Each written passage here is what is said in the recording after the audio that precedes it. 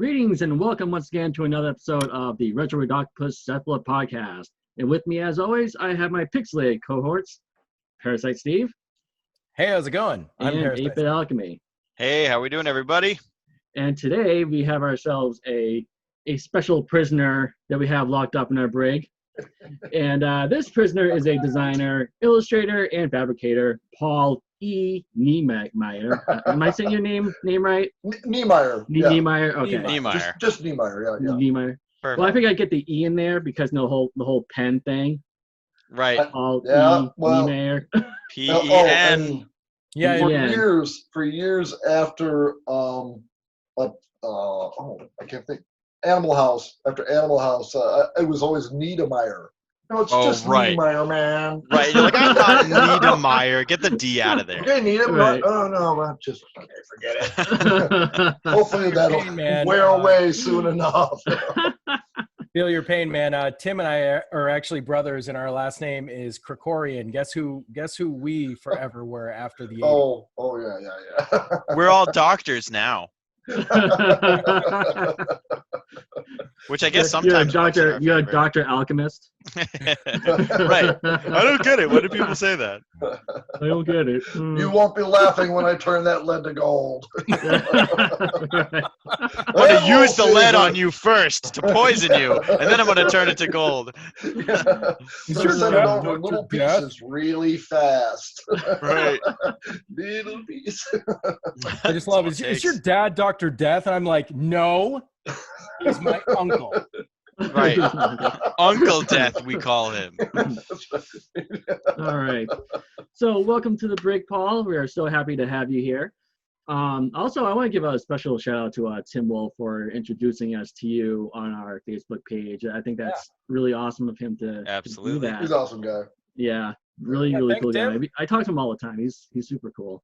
Yeah, thanks a bunch, Tim. So I want to know how you've been doing during these times and tell us about yourself.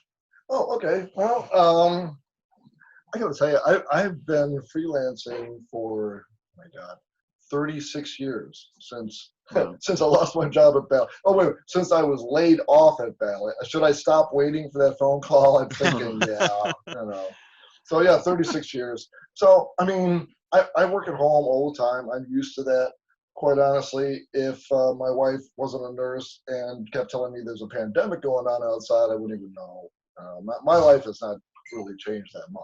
So. Right. I'll go days without leaving the house anyway. You're like, it's just a Tuesday. It's just another day. I'm going out for food shopping once a week anyway, so it doesn't matter. Here's people whining. I haven't been out in the day. Oh, please. I haven't been out of the house in over 30 years. What are you whining about? I haven't seen the sun since I don't know when. No kidding. What is the sun? I don't know. Vitamin D? Who needs it? Well, they got pills for that anyways, right? Doomsday preppers hunkering down in the bunker, You couldn't last a week and a half, for Christ's sake, Fabricating giant treasure chests and doors and portcullises out of foam with a chainsaw. It's typical Tuesday night. Right. Yeah, kind of. Well, that's the thing. Well, you can see my studio behind me, and I've got it's my Civil War map. That's an actual painting. It's one big painting. Wow. Nice. What was I thinking? Really, back in the day, you did that on computers, just painted. Everything was all hand painted. Nice. Wow. Yeah, it's nuts. I saw online actually. You said you've done a lot of paintings a lot of maps. You've done like video game maps and all sorts of stuff with maps. Right. Yeah.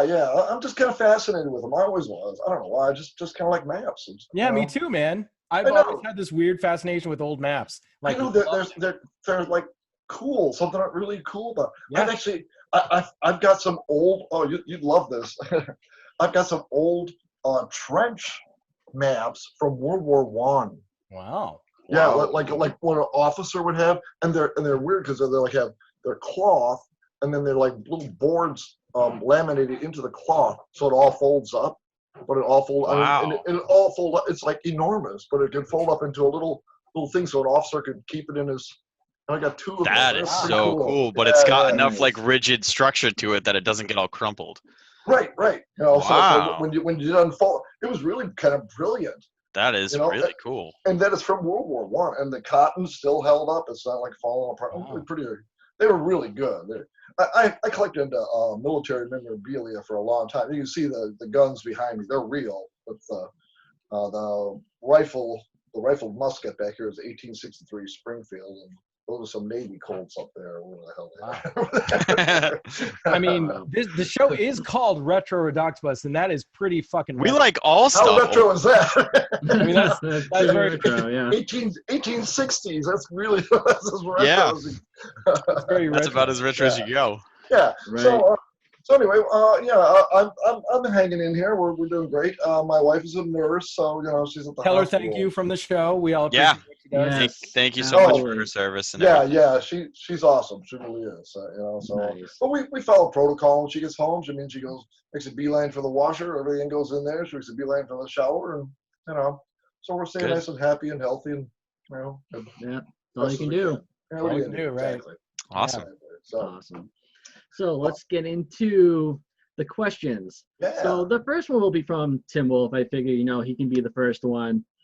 So I'll ask on his behalf, what got you into art and what are some of your earliest influences? Wow. Okay.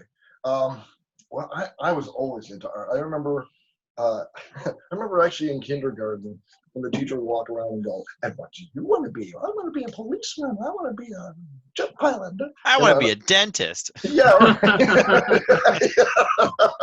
I want to stay in my house for over 30 years. The Island of Misfit Toys. I got it. I knew it. All right, he gets it. Well, okay, here. Damn, Abyssfits that came out of that. yeah. Wow. For the Misfits, and look at the skull, kind of misfitty. Yeah. I just noticed that it says. I just noticed it says Abyss with a. On the bottom of it's the skull supposed to be. too. Yeah. Oh yeah, Abyss was it's a. Yeah, that is so cool. I want that shirt out. Wasn't I clever? And it's obviously clever. you know what I call a riff on the Misfits, the band too. Are you a metalhead? I Or used to be. Punkhead. Used to be a metalhead. Now I'm like an avant-garde jazz progressive guy. Nice. Yeah, my wife. hates Listening that. to some Yes and some Kansas, I always get it. Right, and actually, I delve into some weird shit. Like, ever heard of Steve Tibbetts or Michael Hedges or those guys? I've heard of Tibbetts. I don't think I've ever heard of him, listened to him. Yeah. He's an interesting recluse of a eccentric. He will take off like maybe 5 or 6 years and just disappear, and then he'll show up again and say, "Oh yeah, I've been hiking through Asia." And I made this jazz. I mean, that's and all, really. Right, and I brought all these sounds back and found these indigenous people and these instruments, and and he weaves it into I love Steve Tibbetts. I just Cool. No, I gotta check that out. I have to check out some Steve Tibbetts. So yeah, I listen to some weird stuff now. But anyway, the Abyssfits, yeah, that was kind of funny. When we were in the haunted house, it was Abyss. And I chose the name because it was AB. I was trying to get like on the first listing. Oh, nice. That's smart. That is really smart. Market always. What made you come up with that crazy, clever? Well, AB was pretty much an alphabetical. Then those assholes that had numbers in there's got ahead of mine. Son of a bitch. Damn it. So can you not think of that? Can you think of any specific influences though you have? Because now I don't think we've covered it so far in this episode yet, but the real reason why you're here is because we are really heavy into old video games and stuff like that. And you, sir, are a legendary arcade artist who worked for Bally Midway back in the 80s. So we obviously are going to get there. But when I look at a lot of the stuff that you did in those days and a lot of those covers, a lot of the side artwork and stuff, to me, I see a lot of comic book influence. Did you have any sort of influence from that genre? Were you a comic fan? Oh, absolutely. Yeah. Like I said, I grew up in a real small little farm town. And actually, I didn't even grow up in town. I grew up on the farm. I grew up on a dairy farm. and it's a lot of hard work. And my parents are both very artistically inclined, and they saw it in me like from an early age. Like I said, like in kindergarten, I told the teacher I'm gonna be an artist. I knew what I was gonna be. I always knew. And my parents saw that. They would always make sure that there was some time set aside for me to go and draw and work on it. If they could afford to, they would drive me up to, Park Forest. It was the nearest suburb, and there was a little art league there, and got me some lessons whenever they could afford to do so. And here's the thing, when you're growing up on a farm, you're a farm kid, so that's a lot of work. Right. I've probably hoisted some in the neighborhood of 1.3 million bales in my life. So, Wow. That's like 1.3 million bales more hay than I've ever baled. Yeah. Oh, I got everybody's Agreed. quota covered. No problem. You're Yeah, all good. thanks, Paul. Thanks for putting in the extra work for us. I was young and dumb.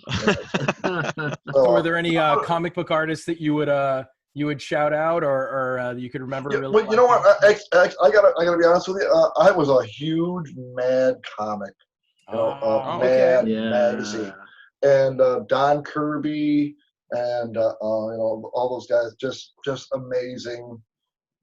That's who I model my artwork after. I kind of stole their styles. And really, if you look at my cartoon style, a lot of it's still peeking through.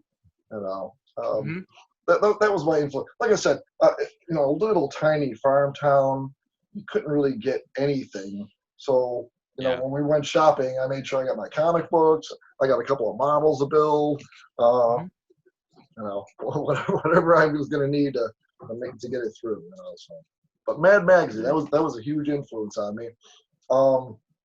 Nice. Batman, DC Comics. I loved Batman. Big fan of Batman since I was a little kid. Marvel, I like X-Men, but for some reason my parents were I don't know what they thought X-Men was, but it wasn't what they thought it was. When you don't know what it is, it's funny. That X thing, what's that about? I know. Why you got these X comics? What is that? Well, yeah. Is it sexual? I know. Yeah, right, yeah. Well, kind of, and it sounds stupid to say it, but, they were pretty serious about it. And here's the thing. I was raised in a very, very strict Lutheran, German farm community. I remember the church services. There was a German service, and then there was an English service. Yeah, pretty double isolated. the service, double your pleasure. Right. Double mint church. Ja, auf Deutsch. Jawohl. Achtung. What'd you call me? Gott ist lieber. If being Catholic wasn't scary enough, now you have Lutheran in Germany. Luther is just Protestant version of Catholic. I don't know. Don't let anybody fool you there. My goodness. Yeah, there's a lot of wrist slapping going on in the Lutherans. I don't know what they were slapping your wrist with. I don't want to know. Well, they're German, so it's a sausage. That wasn't so bad, But what kind of sausage? Okay, let's not go. I can see this. This is gonna go real fast, right down. All right, so they told you it was a sausage, didn't they?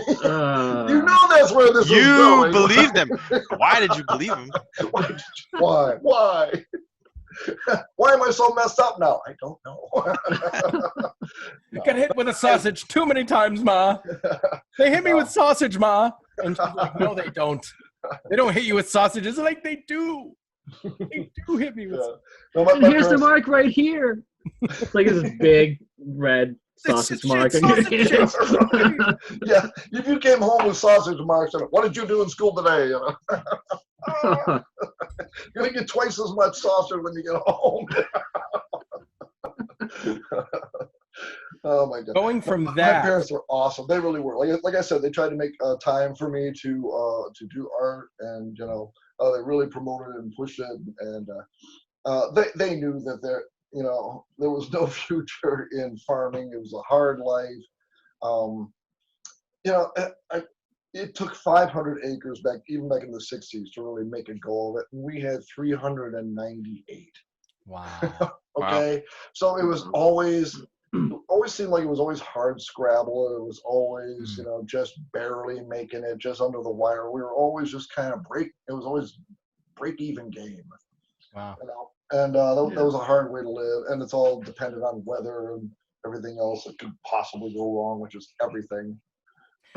Yeah.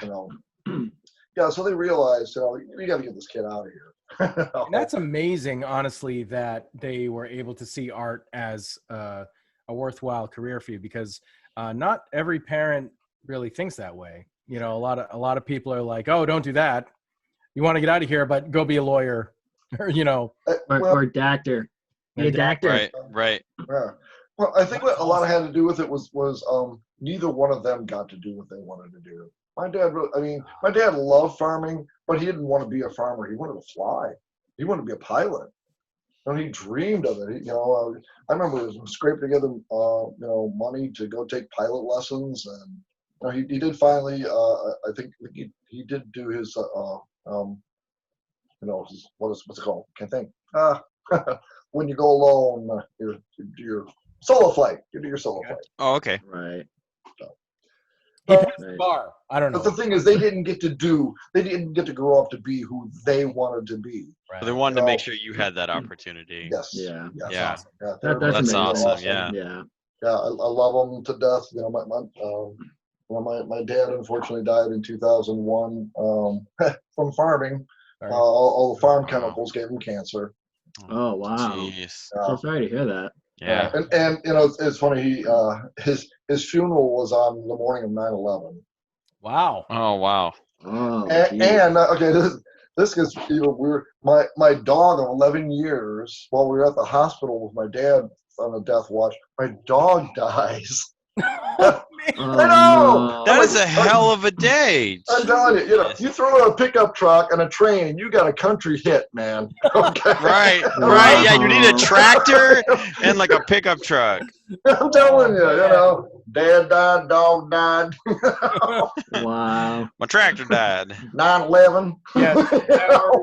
Yeehaw. Just me and a bottle of whiskey. Yeah, that was a weird week. Yeah. Yeah. I've had better weeks, that's for sure. Yeah. So But yeah, I mean that's you great really that your brought parents us down a couple nights. We were happy, but now we're a little less. Yeah, thanks, You're a asshole. little less happy now. Good times. I could bring it down a little bit more with my issues of 2001, but I'm not going to go there.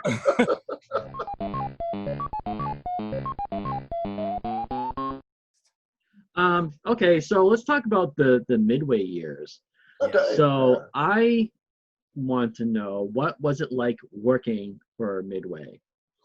Okay, well, when I first was hired there, and it took forever to get hired. It was like 4 interviews. I was wondering, is it ever going to happen? And every time I went for an interview, the room got bigger and more people showed up. I remember that last interview. There were like maybe a dozen people at a table. I'm like, oh my god, And they said, just show us the stuff you showed us before. I'm like, for the 4th time, okay.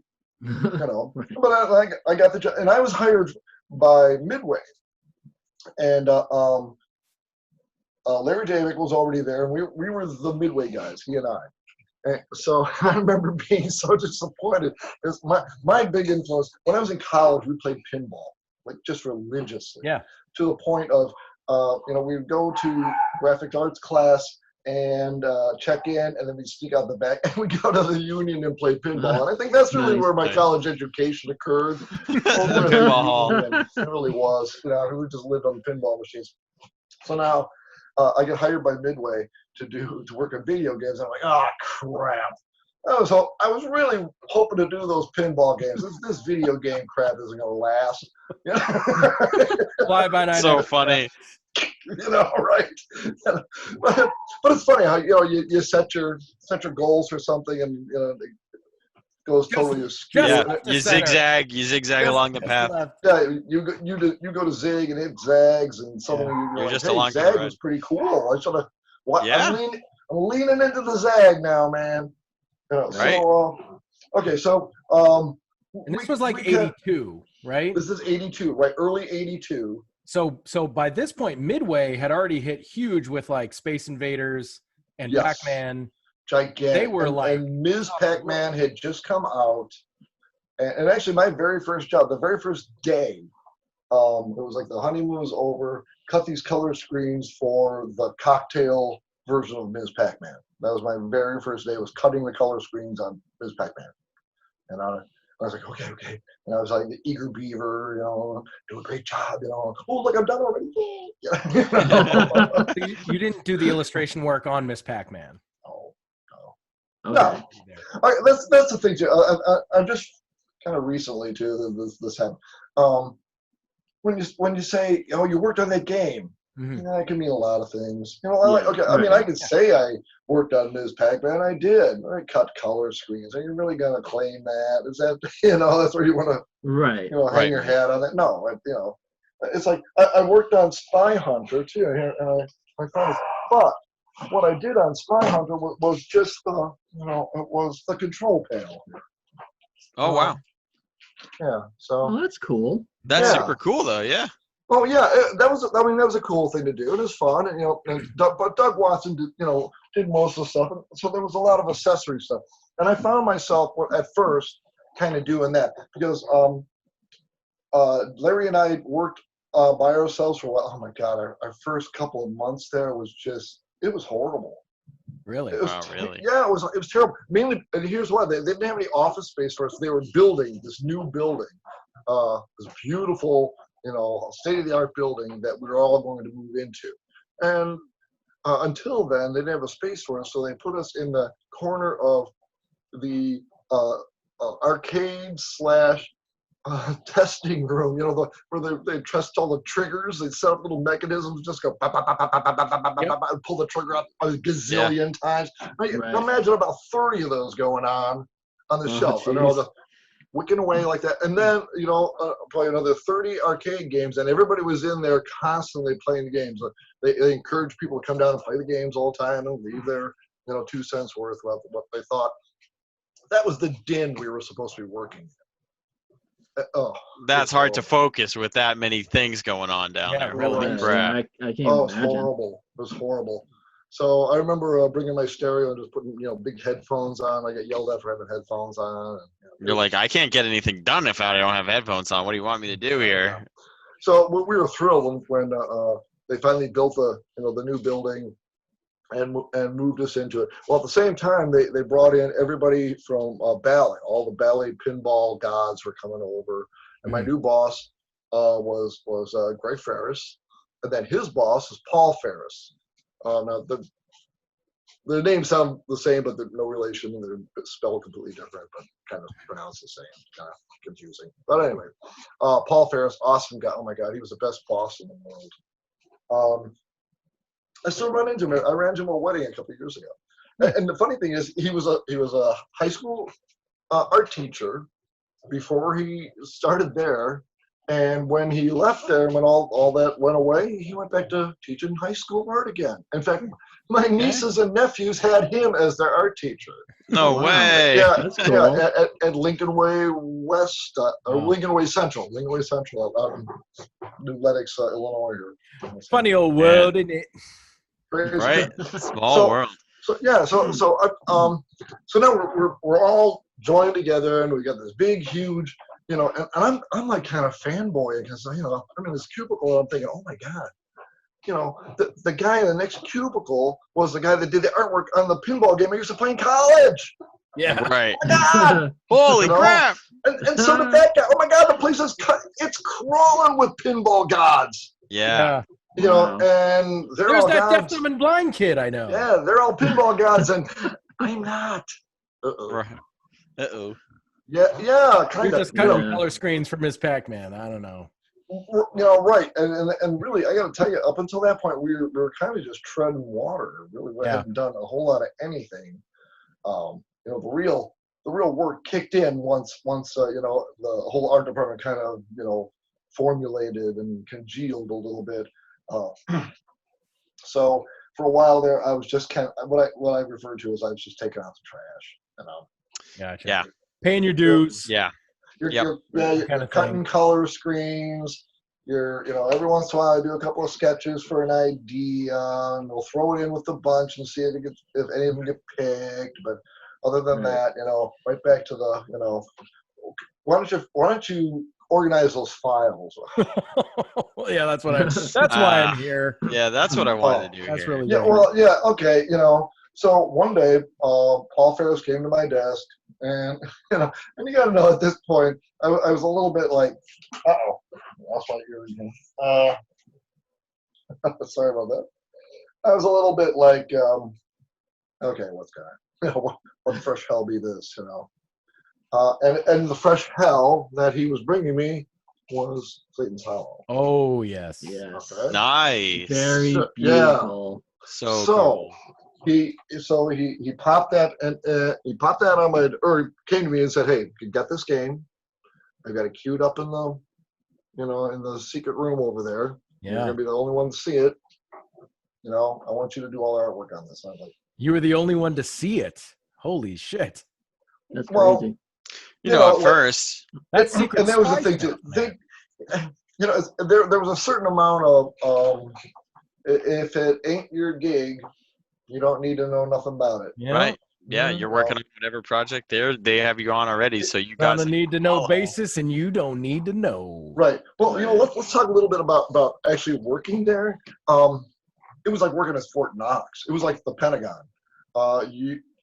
It's 1982, and I've got a card with a magnetic strip on it. Nobody had magnetic. I gotta quit doing that. You losing the earpiece. The earpiece keeps coming out. Yeah, nobody had magnetic strips on cards. That was our key card. The entry code was changed every month. Oh my God! Really? Yeah. Wow. Yeah. If you want this, consider this 1982, 83, 84, Reagan years. Before the video game crash, this is when everything was like going as fast, like up the steep incline. Oh my God! Possible. And money was no object except for paying us. Of course, right.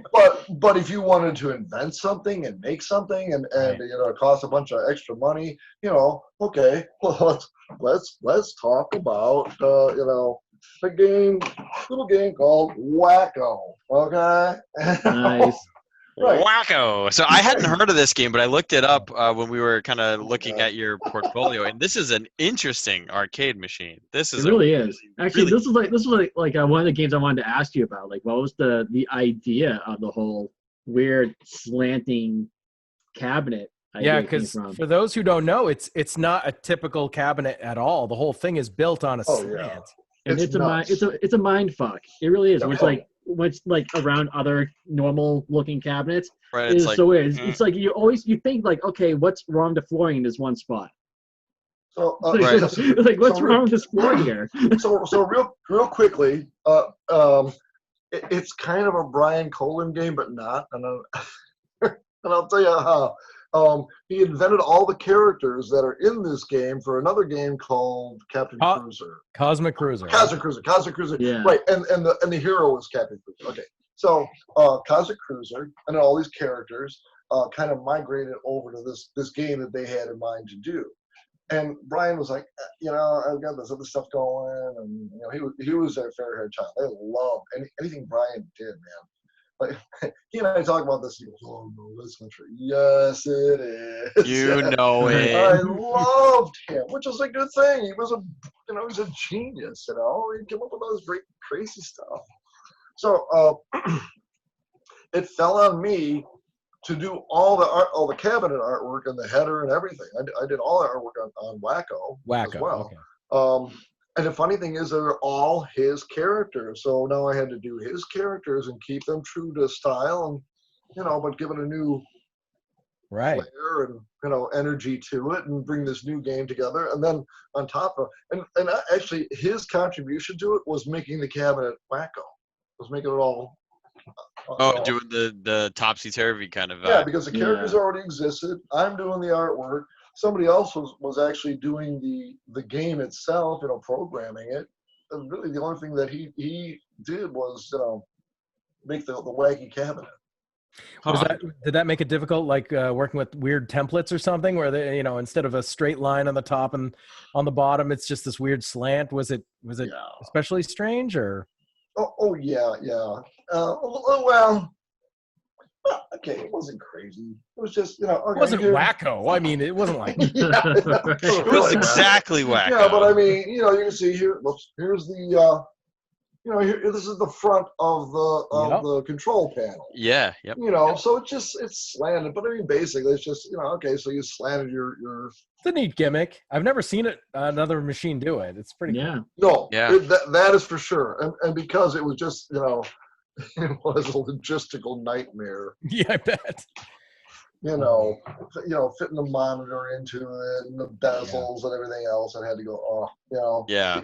Engineers would come by and, where the hell's Brian? Where is he? Why'd you have us make this damn zigzaggy machine? What are we doing with this crap? He's hiding under his desk. And, It's like, rather than using the template or using the parts that are in a million arcade machines, you got to make all this custom stuff. So here's some Brian Colin trivia. He used to keep an old army cot under his desk so he could take naps. Oh my God. You got to do what you got to do. You're like, I can't leave work. I got to sleep though. Well, but that was the thing is, the deal kind of was, we'll work when we want to work.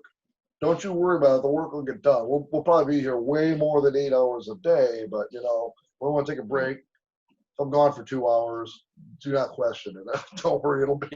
You can't force creative types. I mean, we are a and they were totally cool about that. No other place was, but awesome. they were totally cool about it. So that is really, really cool. Yeah. So so I'm gonna use that as my segue to tell a Pat McMahon story. I know whoever brought up Burger Time earlier.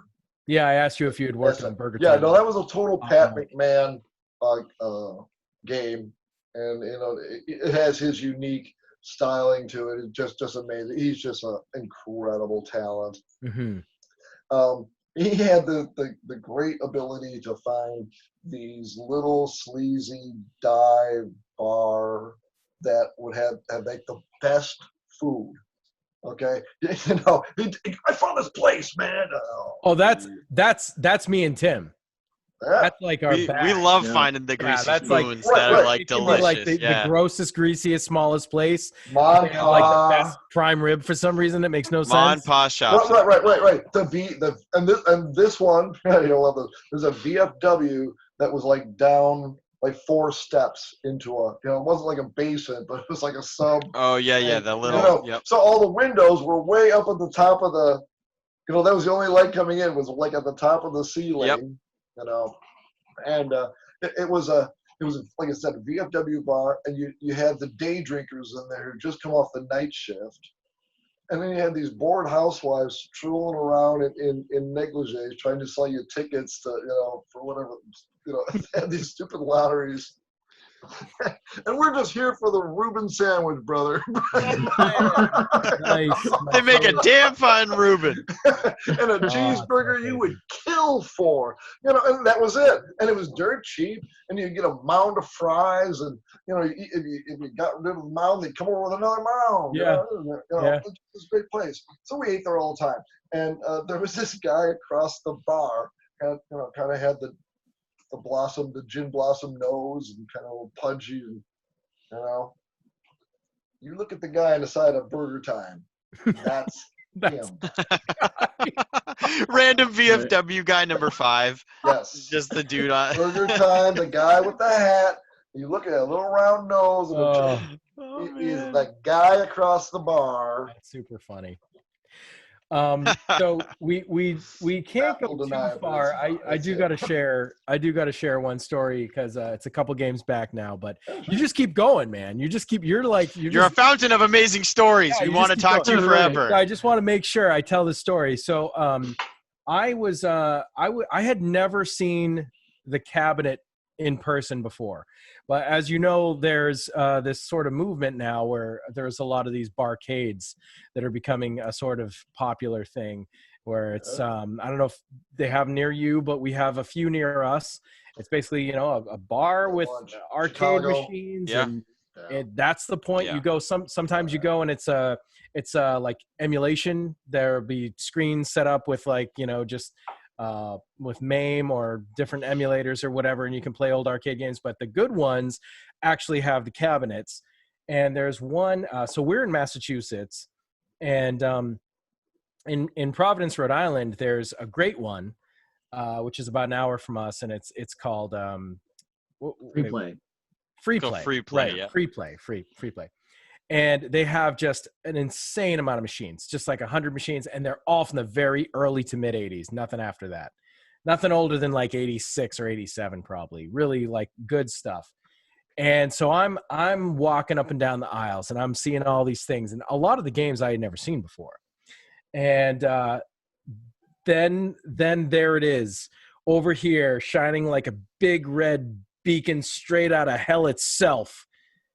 What is it? It's fucking Satan's Hollow. Okay. Now, it is an eye-catching cabinet. It is like an you see that really thing is, and it's yeah. like, oh my god, it looks like a metal band logo. Like it's so cool. Cabinet. It is so I think it's interesting. So first of all, I had heard of the game. It's like the most ridiculous name. Like this exists. Satan's Hollow? Not even like Devil's Hollow or something. Like, no, we're gonna call it Satan's Hollow. Full tilt on the name. Right, Yeah. full tilt boogie on the devil, And now this is my very, very, very, very first game ever where I'm doing all the artwork on it myself. Paul Ferris came over to my desk. He's got this, here's this idea. Here's the whole thing. We go in here, you're showing just you. I want to see sketches in the morning. I'll, come up with a header. And here's the thing. I actually still have color comp.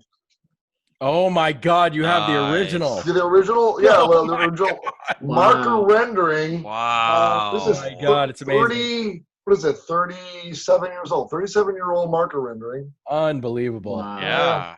I saved everything. I really did. Nice. I really did. And now down the side of the thing, you have this big winged devil holding an orb of light.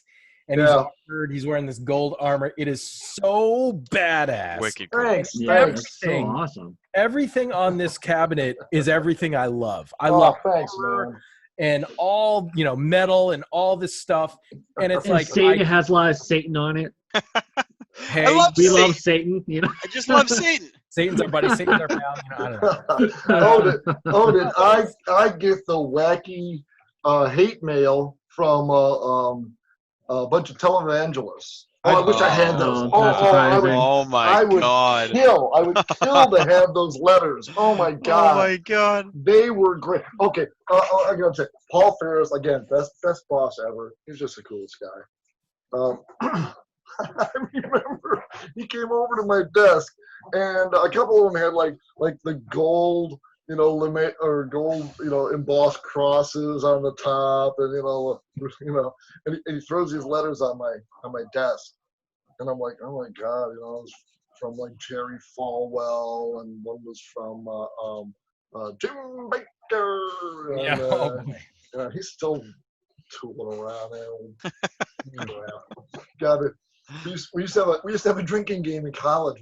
We'd turn them on, and his wife, she died unfortunately, but she'd wear all this makeup and she'd cry every show.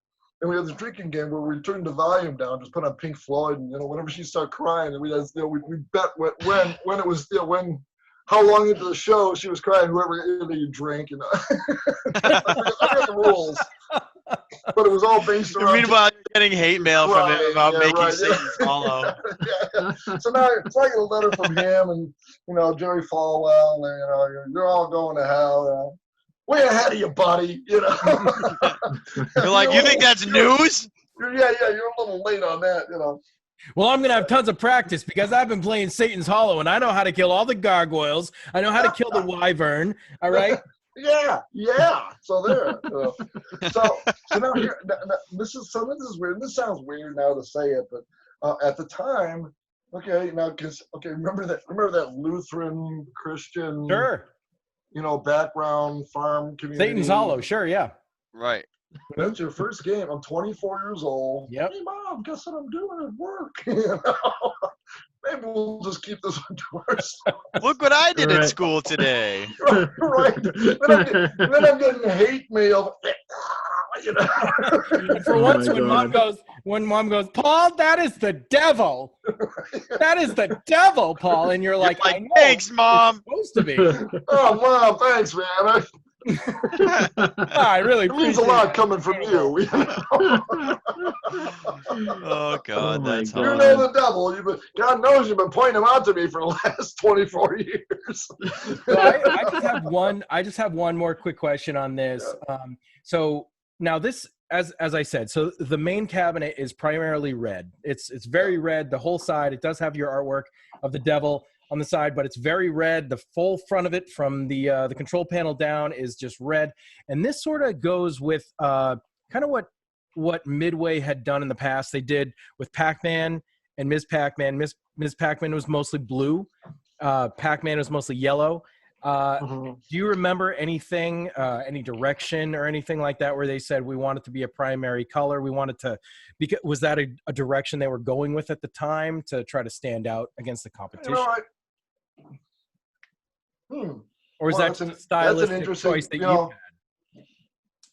Yeah, I don't remember how that actually came about to be, to tell you the truth.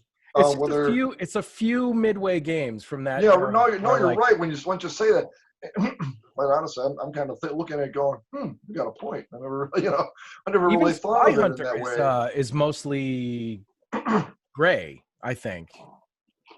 No. Now that I'm thinking about it, you told me of a point. And like I remember the jet black Pac-Man. You know, like we started calling them the After Dark Pac-Man After Dark. You know, they were jet black with a graphic. They were really cool. But that was kind of a departure. Because I remember the original was yellow, I thought. No, right, yeah. Oh yeah. But then later on they made like then it was yellow. Versions, black. Which and they were like, yeah, that's kind of cool. It looked pretty cool. And I remember going out onto in the factory and just seeing the line of jet black Pac-Man games, almost Pac-Man After Dark. Right, yeah, That's almost cool. going down into like a vanishing point. The factory was huge, just huge. That is a lot of pack. Yeah, They're really packing them in there. So you were talking about, I've got the control panel. Oh, that's beautiful. Oh my God! Wow! Holy crap! Nice. Wow! God, that's cool. Let's see, can I do this? Here, let's do this. Shine off of it. Oh man! Yeah, a little better. That is just awesome. That is so awesome. Holy crap. That is Look the at control that. panel for Satan's Hollow. Yep. So that appears on two different panels, because that's right where the control panel is, and then the very front of the machine is As the dragons, right? Yeah. Yeah. Awesome. That is awesome. And then you actually had some of that artwork is on the side, like the frame of where the monitor is. Yeah. There's some more of this styling. I mean, that was the thing, is I only had 3 colors to work with. Black, and then 2 other colors, and one of them was yellow, and the other one was a little deeper ochre, and that was it. So that's actually a really good point, and I've always wondered this, and you are the first person I've ever gotten to ask this question. A lot of old arcade games, you really saw that. They only had 3 colors or so. The Pac-Mans for sure, but a lot of, like, if you think Galaga, it's like green, orange, and white. It was about money. It was about money. Just the printing of it. Yeah. Right. But the funny thing is that now, because of that, I find restrictions to be very creative. Yeah. I hate when they say, just do whatever you want to. Oh God, don't do that. Give me some. Right. Give me some confinement. Give me a little bit of guidance. Yeah. So with this, I have 3 colors to work with. What can I make that will just pow with 3 lousy colors? So I decided to just all do brass and just these funky, design. Really, everything you liked was everything I liked back then too. I did. I just drew what I liked, and just had a great time with it. You like Satan, apparently. Yeah, my fellow artist nicknamed the Leather Chickens. I'll take it as a compliment. Yeah, right.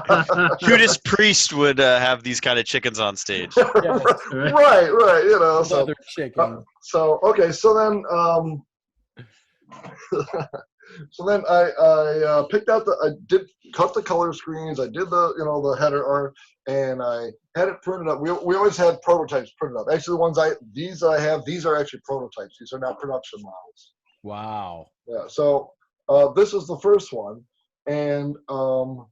I remember Paul Ferris coming by and going, "Yeah, I see where you're going with this here, but you got to remember that is backlit, so it's really gonna pretty much that will go away.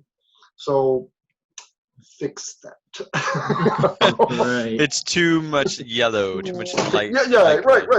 Right. And it was my first game. Yeah. So I didn't know. I thought, oh, that's subtleness, and not it's a video game, buddy. Subtle ain't. That's not where we're going. No. So I changed it and then turned it to this. And basically, well, what it was is I didn't change a thing. I just got used a different color.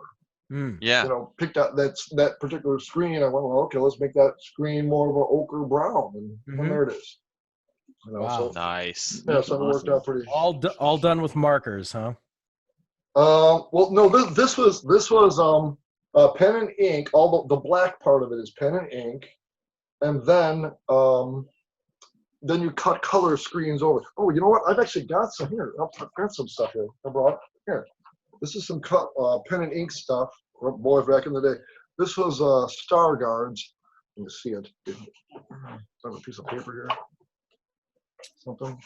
Right. So Star Guards, you would talk to me about briefly off mic. We were saying you said it was built off the off the Rampage engine, the game. Well, not necessarily the engine, but the cabinet. The cabinet was the same. That Rampage, that 3-player cabinet and the extra wide header. It actually had the same exact 3 stripes at the bottom when I looked up the cabinet. It's funny that the side is very similar. So here was. So Ooh, this was the Star Guards. Oh, it's such an awesome. That's so cool. And it's so wide. Yeah. The game was hugely wide. Yeah, well, here let's see. Satan's Hollow is a standard size cabinet. You can see the. Oh wow! Yes. Man, that is so much bigger. Holy cow! Right. Larger. Kind of get an idea of what's going on here. Cool. Yeah. So anyway, that was a game that they already had the Rampage cabinet and that whole configuration. So they're kind of coming up with games to use it again. Yeah. Use it again. Right. Use it again. Definitely. Like you said, when the bottom fell out of the business in '84, we were all sent packing. And actually, they did me a favor. I was one of the first ones to get laid off because I was only there 2 years. Everybody else 5, 10 years. Yeah. Pinball guy. And besides that, they're pinball guys. I was just an up and coming guy.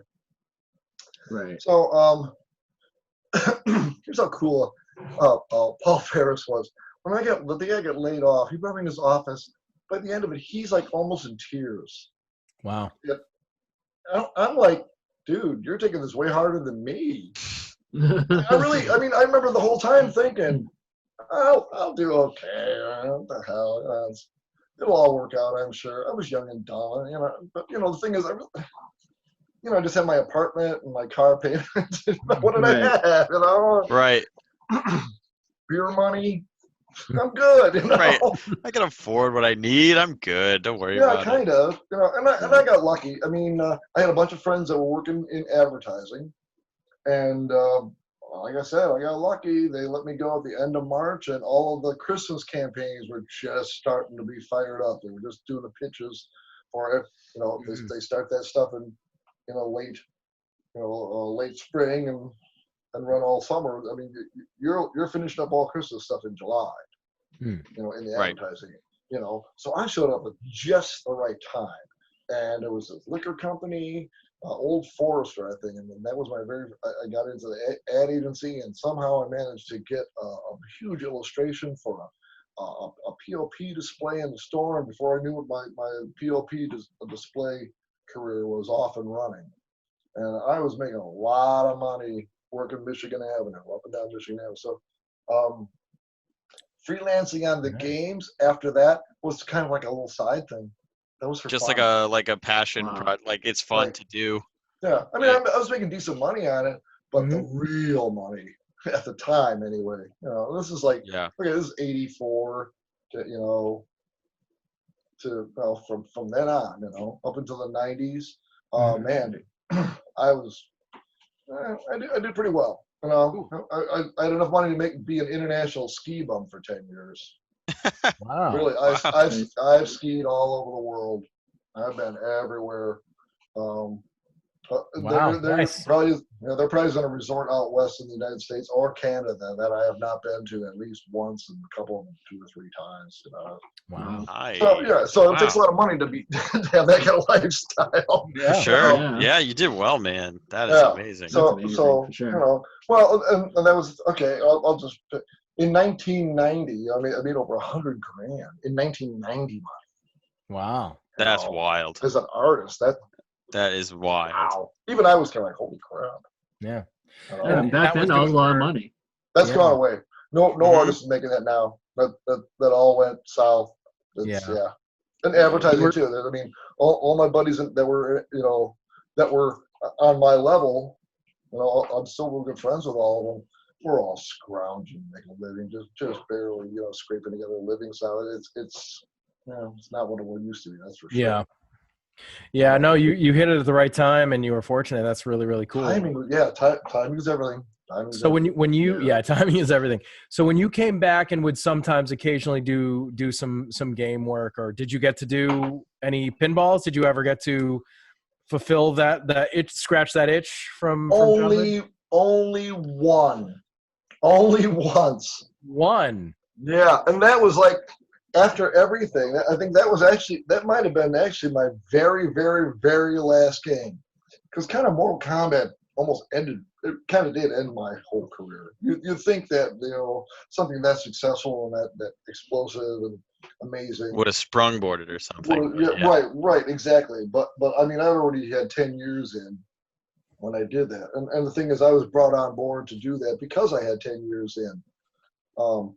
John Tobias at the time, he was fresh out of school. I don't believe he'd actually done any production art on anything. So what was before you keep going? What was the pinball machine? Sorry, got off of that. I just don't want to. I want to know what it is. What is it? What was the pinball machine? Yeah, it was. I'm good now. Oh my God, Demolition Man! Oh my God, nice, nice. Demolition Man, based on the movie. Yeah. Based on the movie. The movie that we're right now, we are living the aftermath of. Yes, as it turns out. Funny to say. How it's fun. You're not the first one to say this to me. How poignant. Yeah, it's everybody's saying it on the internet. It's really funny. That Demolition Man, right. So here's my Demolition Man story. I can't remember I wish I could remember her name. There was an artist at Williams that was doing the artwork, that was scheduled to do the artwork for Demolition Man, but she got bogged up with some other project that she was working on, and it was taking too long. So they were like, "All right, we got a production schedule. We got to get this going." They went to Doug Watson and said, "Can you suggest somebody?" And he suggested me. So I came in, and we had Wesley Snipes and Stallone and Sandra Bullock. It was the first movie. Excuse me. So I did portraits of the three of them, and then like an explosion, a car. It's typical it's comic a book. Fantastic piece of art. I actually 100% remember this game. Oh, good, because that's not mine. That's not mine. No. No. Oh shit! And here's why. Here's the story. That's why you let me finish the game. Yeah, right. Okay, so I did the artwork. And I wish I knew we were going to talk about that because I actually have the artwork that I did for the art. Yeah. So it was I had to do marker. I saw that down there too, and I thought, oh, I'm going to drag everything up. And my God, no. So here we are talking about it. Of course, I didn't bring it up. But anyway, I did this comp, and I did it with markers and airbrush. I mean, it was almost like a finished painting. It really was. And I did it that way because I really wanted to impress the crap out of them. And they were like, wow, this is the best damn comp we've ever seen. I almost could use it for production art. And that was my problem, too, is I got so good at comps that on the advertising end of it, I'd bring them in, they go, why should we pay somebody to do the final art? We'll just use this. Well, shit. Damn it! I made it too good. Yeah, screwed myself again. That happened a lot. I find it pulled back. Don't be so good. Okay, so Demolition Man. So I did this great job on it. I was all proud of myself. And they're like, yeah, that kicks ass, man. So before we go into full production and give you the big go ahead on that, we need to get the studio to sign off on it. And that's where things went totally south for it. Wow. So they got in front of Snipes, and he went, "Oh, my head's not as big as Stallone's." Oh God. Yeah. So now go look at the art, and I can't remember her name. Yeah, Sure the actual final artwork. Stallone's head is smaller than Snipes now. Like Snipes' head is like the same. Huge. Yeah. They made it big. It had to be. That was all him. That was all Snipes. Wow. So now in the interim, while I'm waiting for that to happen, while Snipes was having his hissy fit about his head not being as big as Stallone's, this lovely talented lady, I can't remember her name. I hate when that happens. So she got done with her project, so now she's freed up, and that was the end of me. Gotcha. Yeah. I would love to see the version that you did. We'll have to make sure that we get that and post it on our page later. Yeah, I'll dig that out. I will dig that out and There's one other question from this era, and I want to pass it off to Joe to ask about it. But Joe, I think you know what I'm alluding to here. Yes. Transformers. Was there like an arcade planned from Midway? Because as far as I know, it never came out. So I'm wondering, like, maybe that was the whole video game crash that was happening at that time. Maybe that's why it never came out. Because you have it listed on your LinkedIn, and we can't figure out what. Yeah, like why? Okay. Right. Yes. Oh, okay.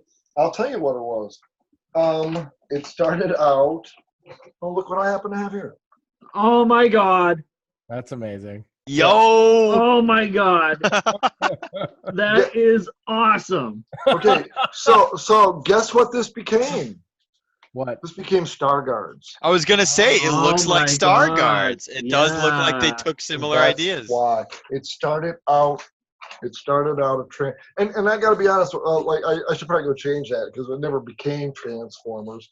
And actually, when I found the artwork, in my mind, it like, oh, that's right, that old Transformers game. It's actually Star Guards. Right, actually Star Guards. But we started, like I said, we started developing. I'm glad you brought that. That's funny you brought that. That I do have. Wow. Great. But so here, let's get really crazy. If you're gonna go, let's. Here we got this guy. And this was the Star Guard. This was the oh wow! Like the frame of the monitor. Yeah, that one around the monitor, right? And you see, it was just flipped. Oh yeah. Yep. And then you can see that the space, like that grid was cut on a separate piece. Where is that? Wow. Yeah. Oh, and then that piece was taken, and then a negative was made of it, and then I took a ruby pen and just made all the stars. And then it was reversed again. So now you have little little holes for the stars. Oh, These are wow. back in the days when cut and paste meant you cut and then you pasted. Literally, yeah. Right, Yeah, it was literally, cut. yeah. Yeah, right. That is so Everything was clever. That's cool. literally, cut and paste, and yeah. Wow, that's amazing. Yeah. Oh, here. This is another little, I don't know, something. Something from Stargard, yeah. Here's some shit. Little console. Here's some shit for you. Some shit. I don't know what it is. I kept it anyway. Miscellaneous. That's the thing. These games are a little miscellaneous ton of crap. What is that? It's one of the control panels, I'm sure. Oh yeah, I think so. Yeah, one of the spots of the control Mm. panel. Yep. Yeah. We used to call this cosmic plumbing. Yeah. So I'm looking at the Stargard's arcade now, Feels and right. yeah, it looks very, very similar to what you just showed us. It should. So, It's the same thing. I hope so. right, well, okay, so I guess I was misunderstanding. So only the first piece was the Transformer characters? No.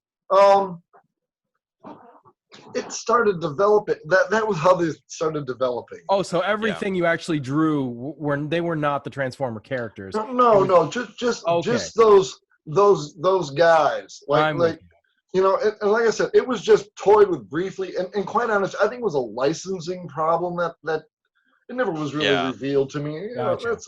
And of course, it's a need to know. Need to know thing. Yeah.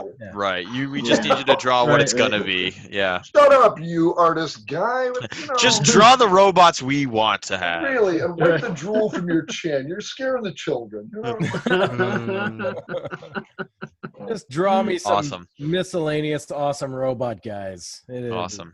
Okay, so actually, I have one more question before we move on to the whole Mortal Kombat thing. You mentioned earlier that you got to like test out all these games that you've done artwork for, one way or another. And what was your favorite game that you played? I have to say it's Satan's Hollow, not because it's necessarily a good playing game, but because it just has a special place in my heart. Sure. Yeah. Of course, yeah. I can still look at that header or any piece of art from it. Oh, and I think I have some other stuff here too. Oh, yeah. Here I have the cell sheet. Oh, look at yeah. that. It's in cell sheet. Nice. And a lovely dragon drawn by Doug Watson, my good friend. Oh, cool. Doug Watson. Nice. Yeah. Who I'm still very good friends with. Actually, I had a 3-hour conversation with him about a week ago. Was that a leather chicken? Was that a leather chicken that Doug Watson drew there? Yeah. I don't know if he used the leather chicken as a basis for that, but then I found this too. They did like a little promo. Oh, here you see you can see the sort of see the demon on the side there. Yeah, the demon on the side there and everything. Yeah. Yeah, that's the that's the big one. That's it right there. That's amazing. So that became known as the jump shot demon. Oh, From downtown, I need Tim Kisrow. Where's Tim Kisrow when you need him? Damn it! Here comes Satan from downtown. From downtown. Jump That's my shot best Tim Kisrow. God, he's a riot. I love that guy. Oh, God. Nice. So yeah, so Leather chickens, jump shot demons, all that good stuff. Right. So here's something I dug out. I think you'll like too. Yes. Well, that's awesome. Oh, nice. Tapper. The Tapper stuff. Very cool. That's right. Before we move on, we got to talk about I know. Yeah. God, there's like so many things. A little bit about Tapper. Yeah. So this Tapper happened during that transition from when we moved from the old building to the new building, and the Bally people came over. I started doing stuff for Tapper before they came over. So this piece here was just a prototype, just playing around. All we needed was, I knew that it was, they wanted old like brass. They wanted to look like a turn of the century bar. So that it feels like the Cheers logo in a way. Like right, it's got right. that Yeah, like that energy vibe, to too. it. Yeah. Yeah.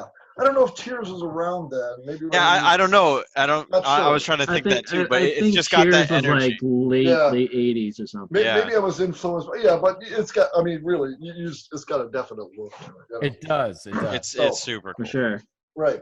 So we're playing around with that idea, and the feel of they like the feel of it, but they decided not to go with the round thing. It was going to take up too much space, and there was actually for a while there was a what made me do it round or enclosed in a circle is we had talked about having a marquee that had like a little.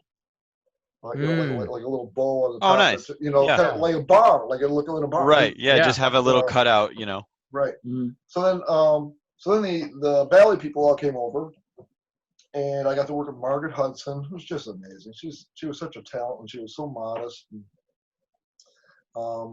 I need to get in touch with her. I really need to find out where. I got her number from Pat McMahon's wife. You know? So I should look her up. So Margaret, if you're watching, I'm gonna give you a call, see how you're doing. Anyway, If you're a fan of the show, yeah. Anyway, she's the one that did the Tapper character on the side, and then she did the back of the bar, and then I ended up doing all the woodwork on the original. Oh wow.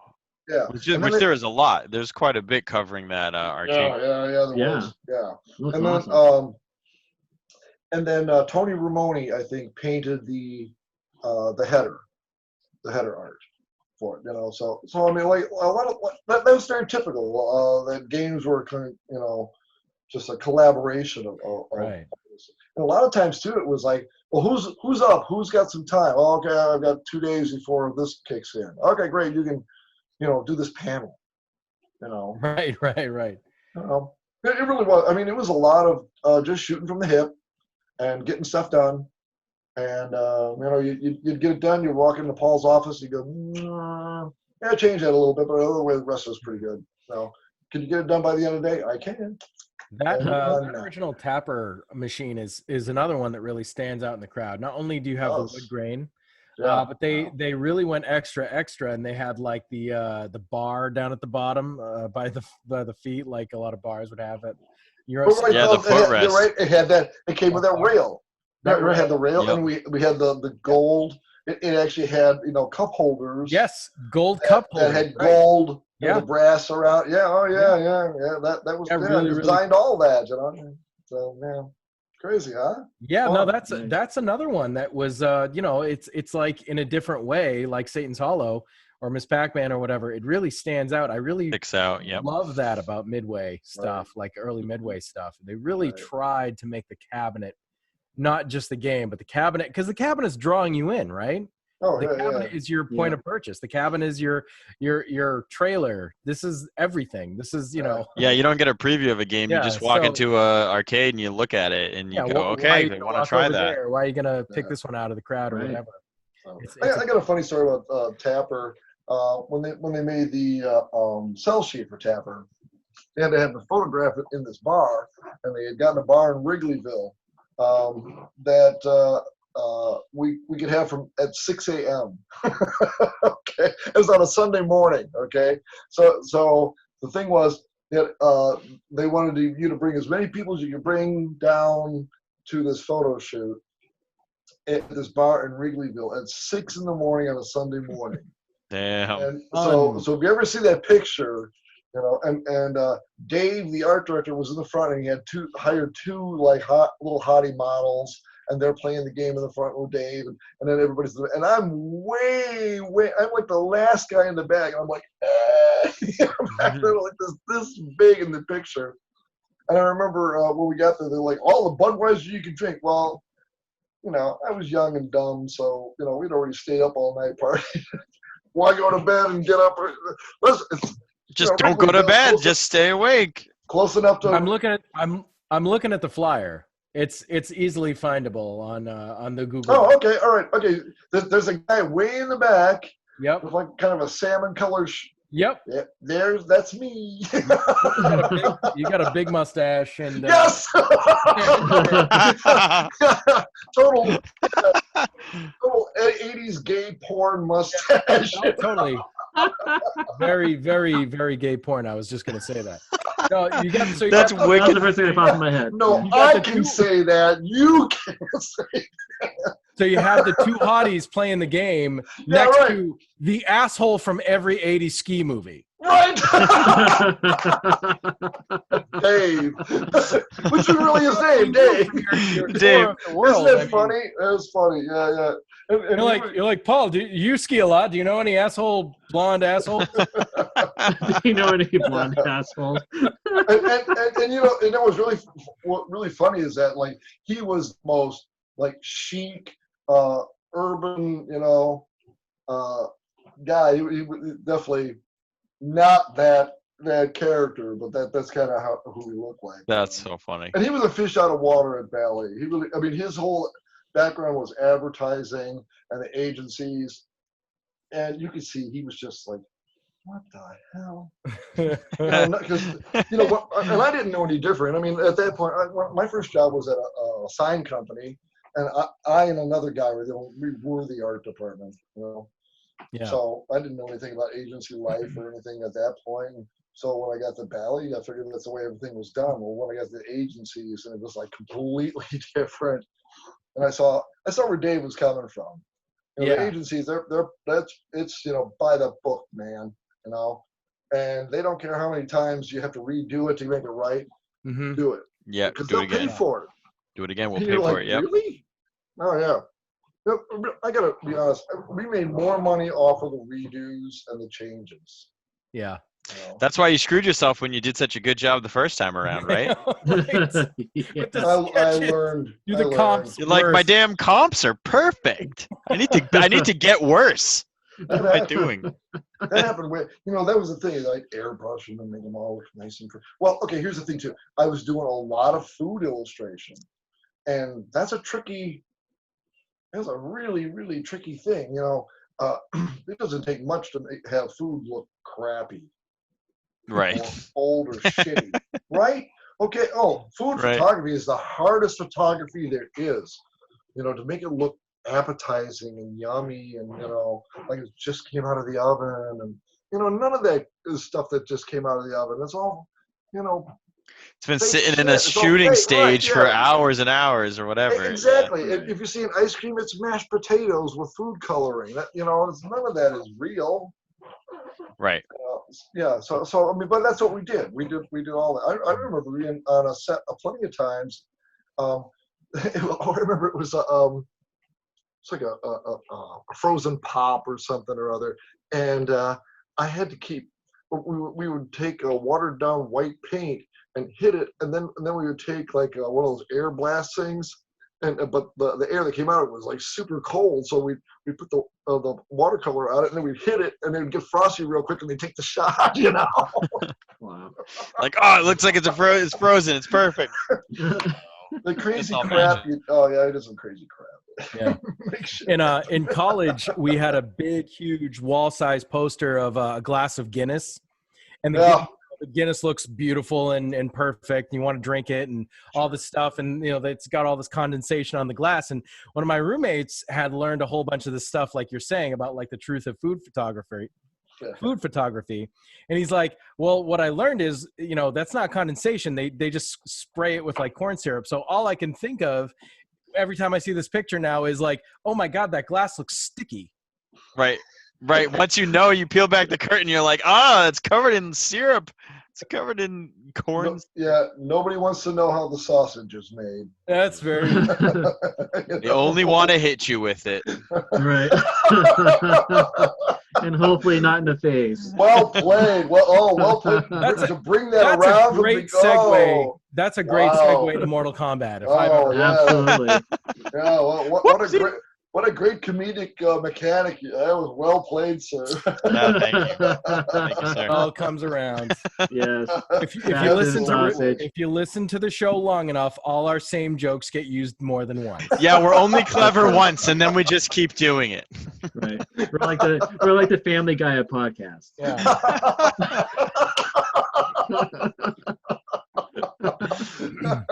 Hey, if it works. Yeah. Just speed the horse. I don't care if it's dead. Yeah. What else can I bring here? I had the. I here's found the the sausage Spy right Hunter. here. Yeah, I found the Spy Hunter. Oh, cool. Oh yeah. Oh, The nice. Spy Hunter little flyer there. Right. Yeah. So okay, so we keep saying Mortal Kombat, but you keep bringing out other awesome stuff. So what did you do for Spy Hunter specifically? The control panel, The right? control panel. Just the control panel. Yeah. That was it. Yeah. Yep. Okay. Here. This is my swan song at Bally. Okay. Midnight Marauders. Oh, I saw that Oh, on wow. the list. Okay. Whoa. I heard of that. Yeah. Oh, cool. It was a. It looks very sexy. I mean, I got to be honest. Yeah, it didn't work for shit. For shit. What it was a shooting game. Oh, no, I got to show you this too. See this guy? Where is he? This Yep. guy right here? Okay, Yep, okay. yep. He's the photographer's assistant. Okay. Oh, no. Here's how that happened. They had hired somebody, probably Dave, the bad guy from every Every ski movie. Yeah. So and they tried to dress him up like this, and he looked like, "Hey, Buffy, I've got this great bitchin' leather jacket. Let's go down to the arcade." Care for milkshake? Right, and that's exactly what it looked Hiya, like. dollface. How you doing? So like after an hour and a half of shooting this guy, we're going, nothing is working, So here's the assistant. He's just picking shit up. And they're going, you. You look scary. Get in there. 2 shots, done, out the door. Yeah. Goodbye. That's a photographer's assistant. So, Wow. so this wasn't a video game. This was a rifle range. Yes. Game. They decided they wanted to go retro. It's funny to think that in '84 we were going to go retro. Right, yeah. With a shooting game that had pop-up targets, mechanical stuff, and I suggested that we have a black light and we have an actual 3D base with craters and all kinds of stuff. And they said, "Can you make that?" And well, I actually have a ceramics degree in ceramics design and engineering. Okay. Wow. Yeah. So I was like, yeah, I can can make that. do Hell that, yeah. man. Ceramics are that's my love. So I made it out of ceramics, and we made little pinholes in it. And we made it into a vacuum form, and he vacuum formed all these bases. And I used to have I had about 10 of them. And I think they got thrown out during I don't know when. I can't find them to save my life. I wish I had them now. Oh, But, okay. I eventually, it was hard to find a picture of what the inside of the thing actually looked like. There's some good videos on YouTube that show people playing it, and you can get a good idea. Yeah, Yeah, it's quite yeah. cool looking. The artwork on the side is really cool. Oh, thanks. I had a ball doing it. I really did. And I'm telling you, I really threw in. Okay, I knew it was my swan song. Okay. Basically, everybody was getting the cam at every Friday was Black Friday. Yeah. It was horrible. Yeah. And it was mostly the factory. But when you'd go out there and you'd see whole big sections just gone, like, oh crap. Yeah, right. You can't help but think. Sure, the writing's on the wall. It's the that's the not death for knell. the You're bell hearing it. tolls. It tolls for Yes, thee. it is for thee. Yeah. Yeah. So when Paul came to me with this game, he goes, "Hey, we got this wacky retro game, a shooting game.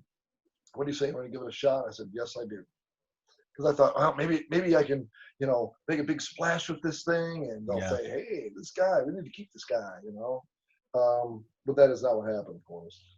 I got done with it, and they were like, "Hey, great, nothing to you." Thanks so much. You've been a peach. See you later. Pretty much. Well, I mean, that's a hell of a lot of work on your part, is. above and beyond, doing the artwork and everything, like to do all the sculpting and ceramics. Yeah, right. Like, that's right. And I did that on my own time. Oh shit. Yeah. Wow. Well, because I thought, in my mind, I'm thinking I'm building equity in my keeping this job.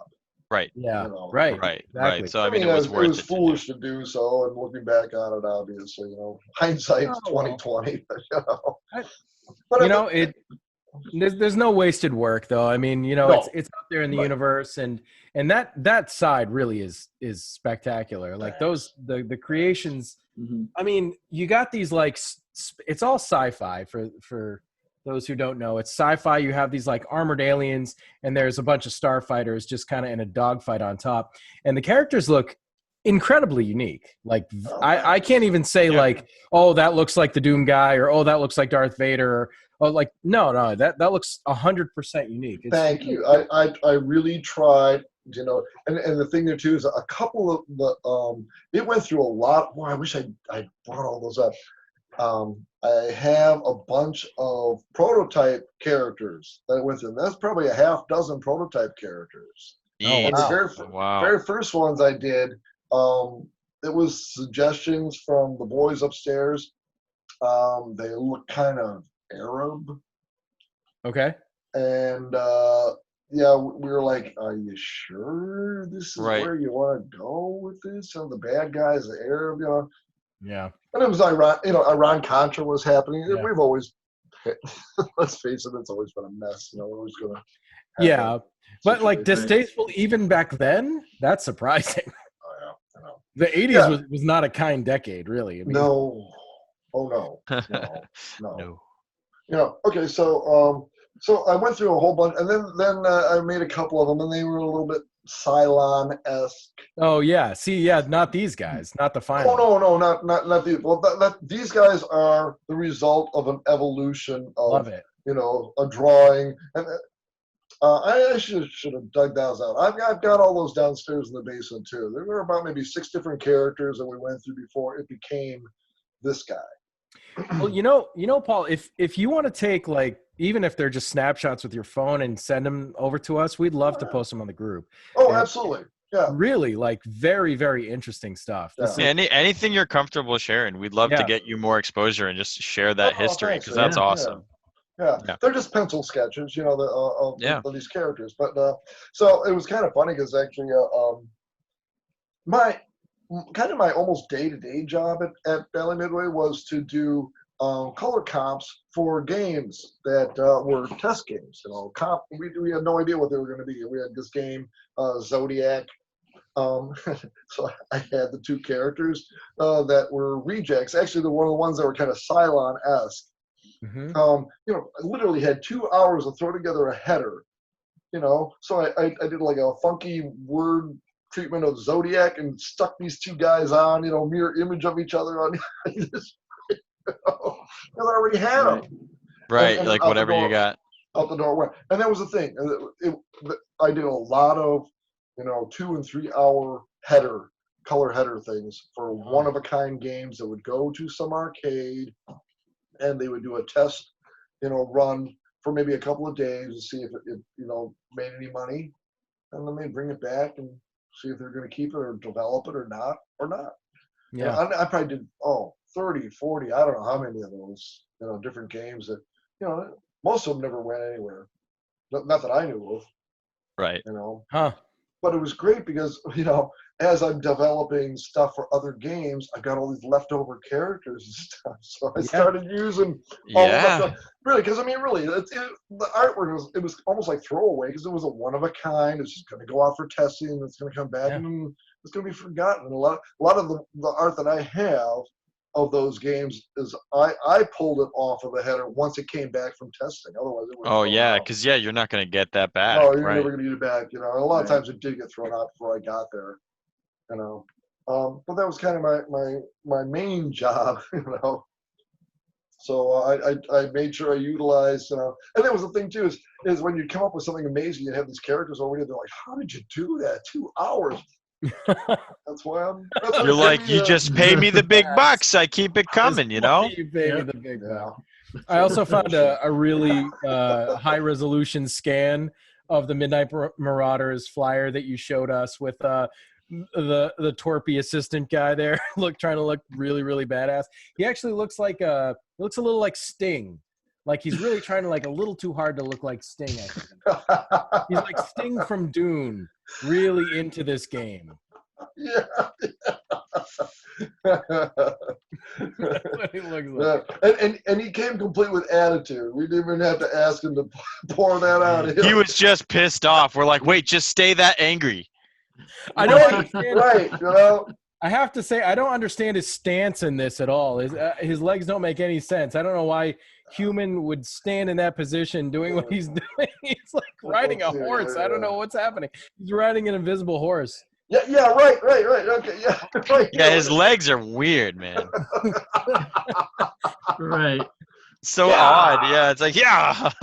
yeah, hit him up, you know. Yeah, but it was funny because you know, he looked like he just came off the set of oh my God, I can't think.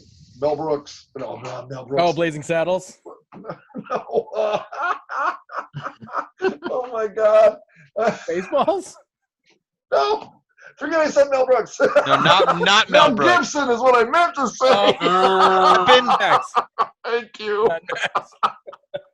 Mad Max. Okay. There you This go. interview is over. Done. He screwed up Mel Brooks and Mel Lost his Gibson. fucking mind. Oh, I had to go for one F-bomb. And okay. Hey, we said go for it.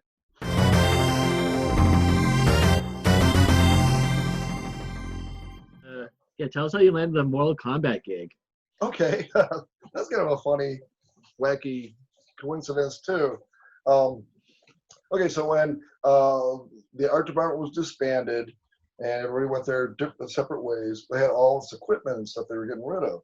And Greg Ferris, who was the head of the Bally guys and was my boss too, called up all the Bally people and kind of forgot to call me because we were the Midway guys. And understandably, there was always that weird little division. Right. Like we were always those Midway guys, and it was a kind of a weird feeling too that we always. I remember Larry Daybeck and I always said, well, we're the Midway guys, and whenever we get forgotten on something, oh my God, we're freaking Midway guys again. And so because Bally was pinball, right? Yes, right. Yeah. And then they merged Right. before you got there. No, actually, yeah, the companies did. Yeah. The companies did, but the department merged a couple months after I started. So, and then they all came together, and that was an amazing situation. I probably learned more in that 2 years being in that environment with all, these amazing world-class artists. I know I learned more in that 2 years than I ever did in 4 years of college. Yeah. Isn't that the way, though? Easily. Yeah. It's like work experiences. I gotta say, it made me. It made my career was working there because the experience that I got there was just, I couldn't have got it anywhere. Where the hell are you gonna get that? It's just crazy, Okay, so now, so Greg forgot to call me, and they're giving these desks away, and so Tony. Now a couple of years goes by, and Tony Ramone calls me up and he says, and I'm not being racist, but this is how Tony talked. And we're like, okay, Tony, you've been here for forever. How can you not get, American syntax? What's going on? Okay. So Tony calls him and goes, hey, Paul, I'm going to move back to Italy. And I got a drawing table that we, I'm not trying to be racist. This is how Tony really talked. Hey, man. I swear. Okay. And we used to say any word that started with a vowel, he'd put an H in front of it. Oh, I really like a apple, Okay, so he calls me up and he's got the desk. He's going, I'm moving back to Italy, and would you like my desk? And I said, well, that's cool. And he goes, we have room for it since you got that other one. I said, what other one? He goes, when we got these desks. And I went, what do you mean? What are you talking? So he's explained the whole thing. I said, that did not happen. I missed the call. What happened? And he was like,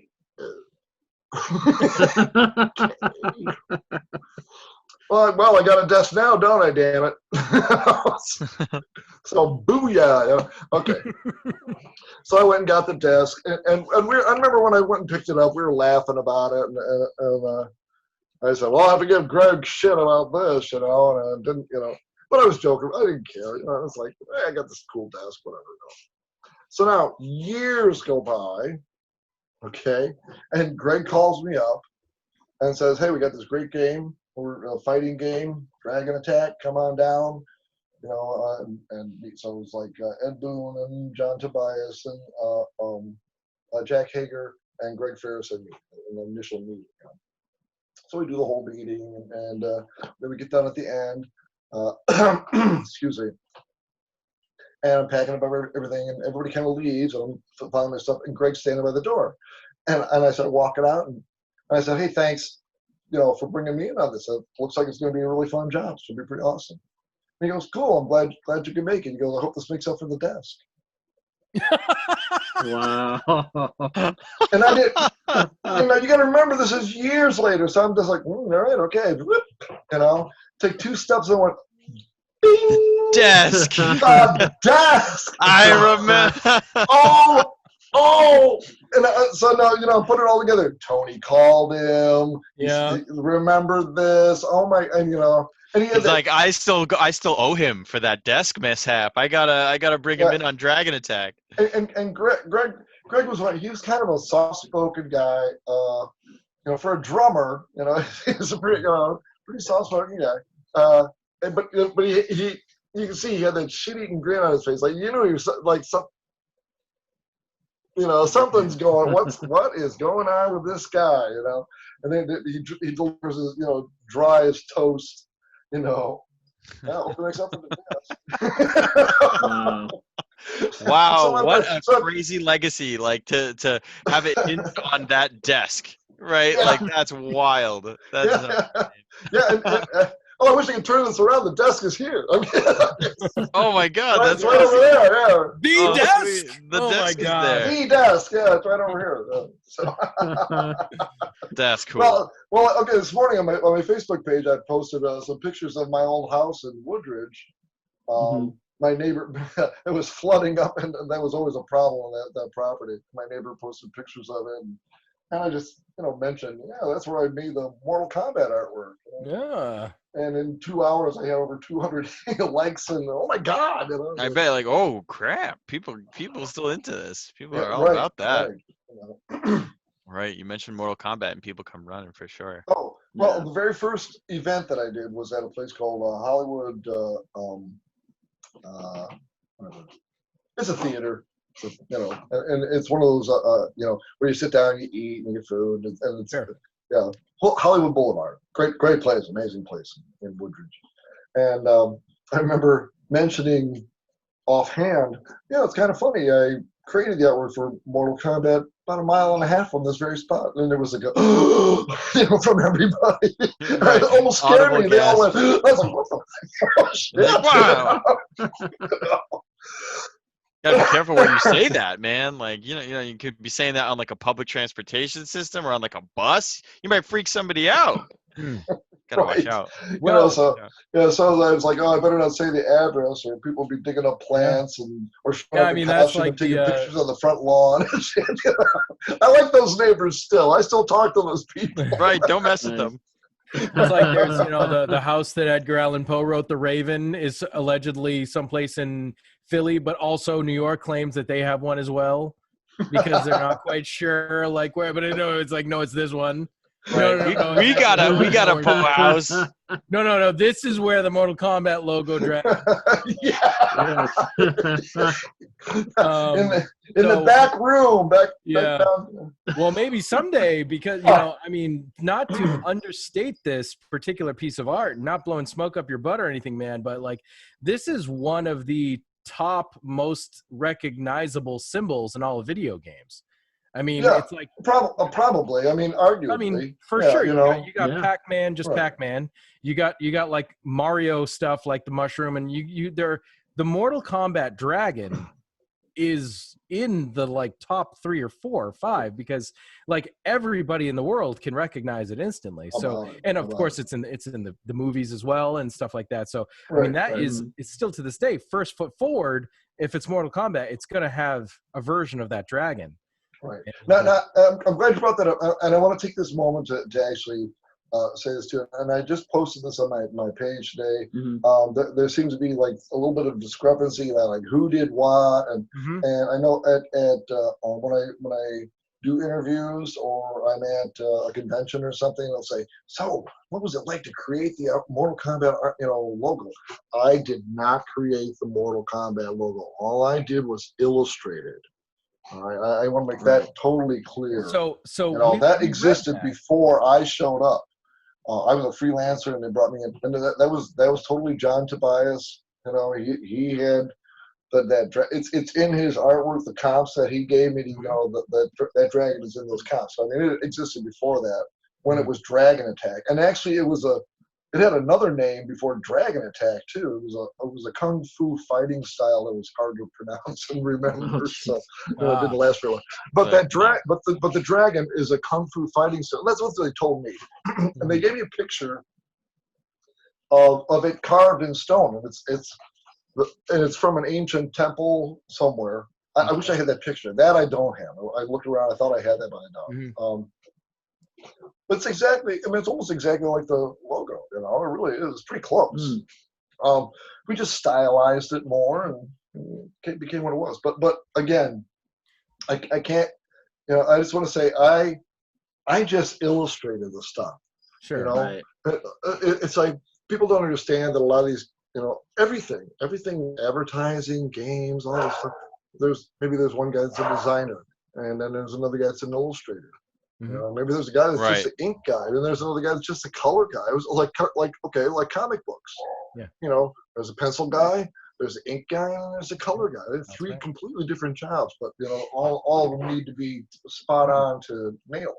Right. That's kind of what happened here. So in this case, so in the post that you're referring to, we all read that today actually in preparation. Sure. We saw the images that you posted and stuff, and it does you can clearly see that in the original Tobias artwork where he was drawing the side of the machine.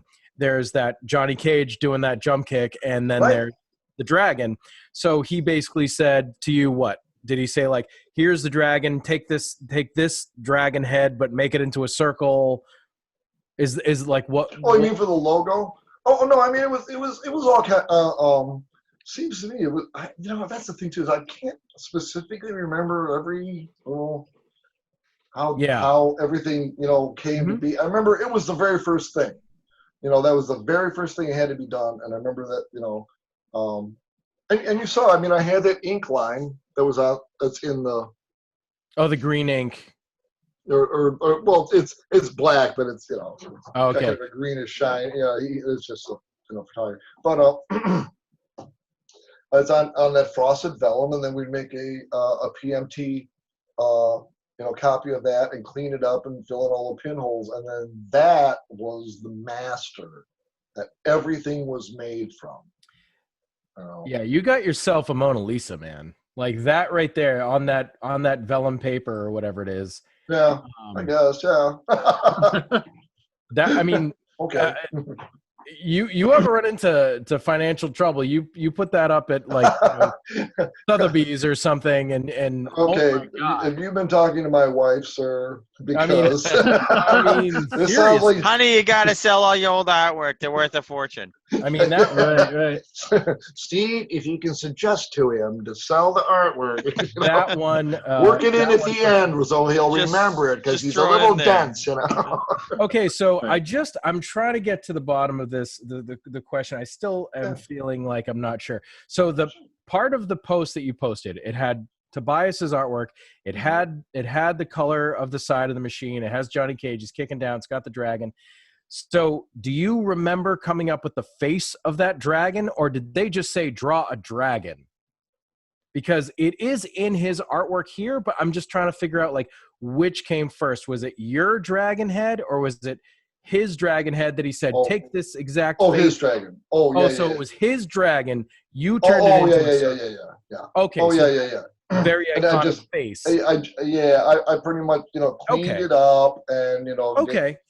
That answers the question. I think Yeah, because when you say like you didn't design it, you illustrated it. No, and you know, I can see how people would think that. I mean, even my wife was kind of like, "Oh, I thought you did." I said, "No." And you know, even my stepson was like, "I thought so too." I'm like, "Okay, wait a minute. Obviously, there's a problem here. If you guys are thinking, you live with me, you know, we got to straighten this out." Right. You know, quite honestly, I've had a lot of artwork stolen from me. I've been cheated a lot of times. You know, you can't. So you want to do your due diligence, Yeah. make sure Yeah, man, you I know, know the what that feels like. credit That's goes shitty. where it needs to go. Gotcha. Right? You Absolutely. drew this design, but it was based on a design that was entirely thought up by Ed Boon, right? Or Tobias. John Tobias, Yeah. yeah. John Tobias. Yeah. And Ed, I mean, to be honest, I didn't really deal with Ed very much. Mostly Jack Hager. As far as the actual nuts and bolts of producing the artwork, it was Jack Hager now, because you know Jack's just a stone cold awesome artist, just amazing artist, and you know he had just as much time in as I did doing production artwork, so you know we were all talking on the same level, and you know it was great working with Jack, just an amazing guy. He always had fantastic. The great thing about Jack was if you came in with something and you think it was like you did like the coolest thing ever, and he'd look at it and he'd tell you something that made it like 10 times cooler. You're like, shit, how did I not see that? But then after he said it, I could not see it. I couldn't unsee what he just said. And of course, he was always right. You know? Yeah. So yeah. Again, you know, whatever it was that I did on Mortal Kombat that made it what it is, I had a hell of a lot of help and a lot of, you know, push in the right direction, and a lot of, you know, changes, directions. You know, we zigged, we zagged, it got to where it was, but you know, it's a team effort and process. Sure. I can't stress and that. it's really great that you can be so straightforward and humble about it and everything, and you want to make sure that everybody's getting their credit, because like, you know, you said it already, but you know, you've had problems I was more upset that there was a possibility that I was being misunderstood, or that I was, you know, claiming to have more going on than what I was. I did not want to come off as a fraud, and you know, it's a big deal. I mean, you know, okay, I mean, you don't last 36 years freelancing unless you have integrity. Okay? Yep. And unfortunately, you get screwed over when you have integrity. But you know, I got to look at myself in the mirror in the morning. Sure. So, you know. Well, that's great. That's great. I think it's awesome that you're putting everything out there, and we're definitely we did the same. I shared the post on the group today. I think you saw that. Thanks, man. And you know, it's I think it's just beyond fascinating, really, like to see this stuff. And my favorite part is on the Dragon Attack pictures where you scribbled in pen Yngwie J. Malmsteen album Rising Force. That's the best part. Why is that there? Okay. At the end of that meeting, I've got all this stuff sitting in front of me, and really it was like an hour long. We talked about everything, you know, that they had talked about, and you know what, and they covered a lot of stuff that, you know, here's what we decided to do, but then we decided not to do that. But, you know, it's like they had to fill me in. It was about an hour and a half, and I'm writing furiously, and my pen dies. You gotta be kidding me. So I'm shoveling all the stuff up, and I remember Ed goes, "Oh, almost forgot. We're changing the name to Mortal Kombat." Yeah. Like, oh, that's a big deal. Oh, okay. Oh no, it's with a K. Well, and that was okay. So you see the thing I wrote. Yeah, Mortal you Kombat. can see the C. And the C's gone, crossed out. Yeah, because I wrote it, and he goes, "With a K." Like, oh, of course. Well, what was I thinking? Oh, what an idiot I must be. Of course. K. So I write the K. So now after he says that, I'm thinking, okay, I'm going to get home. I'm going to think it's uppercase and lowercase. I better write this whole. So that's why it's written out in all caps underneath it. And I wrote it in green marker because my pen died, and all there was a green marker on the table. You know? So I wrote a green marker. You work with what you got. You know? So I've shoveled all my stuff together, and I went out to I'm a freelancer, so I went out to my car, and I'm taking it home. I'm sitting in the parking lot, and I'm looking at all the stuff, and this song comes on the radio by Ingmar Malmsteen. That was just kick ass, and I'm like, yeah. No, I had a pen that worked in the car, so so in order to remember it, I wrote down whatever I had to happen to write it down. That that's what I had. It was just like, Right. this is my scrap paper. I just don't want to Right. forget this kick-ass You Ingve just song. like the song, so you're like, oh, I gotta look this album up later. Did you Okay. did you like take the pen, like strap it to your around your shoulder and did like the whole twirl thing, and then like take the paper and like Yeah, right. Kinda. do the flashy At the artwork? time, you don't think of that stuff as you're working on the stuff, and it's like, let's maybe someday this is gonna be Like a piece of like gaming art history. Right. Yeah, Yeah. nobody thought of that. Gotta look Yeah, up. actually, And that I'll was tell you something- why they didn't think of it. That's why I'm the only one that has this stuff, is because I'm the only one that decided to keep it all. It chucked it all. I can't believe it. Everybody, how did that happen? That's terrible. Yeah, I no, mean, it it's sucks. terrible. It's so much history gone. Oh, Yeah. just Right. terrible. I know. I'm glad I did keep. I mean, even when I was working there, I remember thinking, this shit's gonna get thrown out, man. Yeah. This stuff's not. They're not gonna keep this. Oh, I'm glad you didn't throw it out. I think it's history. I Right. think it's worthwhile. I think it Wow. belongs in a museum someday. Just a little bit of background on us. We years ago had I think we did like 4 or 5 episodes. It was all on YouTube. It was like the first incarnation of our podcast. And what we had done is a series, we called it Of Paint and Pixels. And we had a whole series on video game, not arcades, but video game box art. And it was cool. all about the box art, comparing different regions and how something in Japan looks very different than something in England, and looks different than something here, and all this stuff. And I will tell you that these are like very much pieces of art to us, the things that are iconic to us that growing up we saw a million times. We tried pretty hard to find some artists, and it is very difficult to find names for people who did a lot. Yeah, they're just not credited. Very It's just, difficult. freelancer, like they paid somebody, they did it, and you have this incredibly iconic piece of artwork that you can't put a name to. Yeah. Yeah, it Even, becomes very hard. I was Yeah, notorious for the- sneaking my initials into. We weren't supposed to. We weren't supposed to sign anything. We weren't supposed to. And I remember Paul Ferris. He had a real problem with that, and he signed everything. And I remember he would tell us, and we'd have our meetings, and his attitude was always, "Don't get caught signing it." He doesn't I say didn't don't do say it. don't sign it. Yeah. Don't get caught that, right? Right.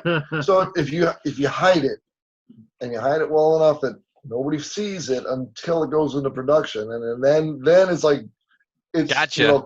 It's in gold. Yeah, it's Right, cast in right. gold now, baby. It's just too expensive to go backwards. Right. That's what got to keep it. Are your initials in Satan's Hollow? Oh hell yeah. Where yes, are they they? are. Nice. Here, let me show you where. They are. Yeah, where is it? They're here.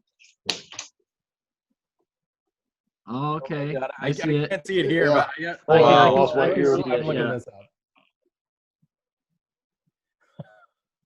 Oh That's man, great. that's That's so amazing. clever though, to hide your initials, because you got to take credit for that. yeah. You have to, yeah. And the So- fact that they don't want you to just blight, it blows. It It sucks bit. that that's how it is. Oh yeah, Yeah. yeah. There's pen. I found the pen. There it is. Right. There it is, yeah. Right. Yeah. So that was the thing, is you always try to be sneaky and hide it. There was no way to do things. I mean, it's much different now. Everybody's getting credit for everything, and I got a buddy Right. that's an actor, and he's on Chicago Fire. That's it. And I think they just got syndicated or something. So he was like thrilled that they were after 5 seasons or something. And he'll be making money off of that for forever. And I'm like, wow, the old days, that never happened. None of that. Now you got unions and everybody looking out for your interests, and they realize that this wouldn't have happened without this extreme amount of talent that's brought in. It doesn't matter whether you're a freelancer now. You your input, changed whatever the output of that, the product was, and made it what it is. That has worth. Yeah. And value, Yeah, absolutely. Yeah. Back then they didn't want you to sign it. They'd rather you didn't acknowledge you existed. Yeah, they didn't acknowledge. Like You're there just isn't a number. like a credit anywhere. There's not a credit in the instruction manual. There's no credit on the, anywhere. It's like these names are just, who did this? We don't know. We want to know. And we even contacted one of our hosts, the only host who's not here, because there's 4 of us, actually took it upon himself to contact the company Capcom. Oh. And was trying to figure out who had done the cover of Ghosts and Goblins. And we couldn't, they said they didn't know. And I'm sure it was more like the person who answered the email just didn't actually feel like going to look in the deep records or something. Yeah, maybe they didn't even record it. I don't know. Have some record of it, but yeah, right.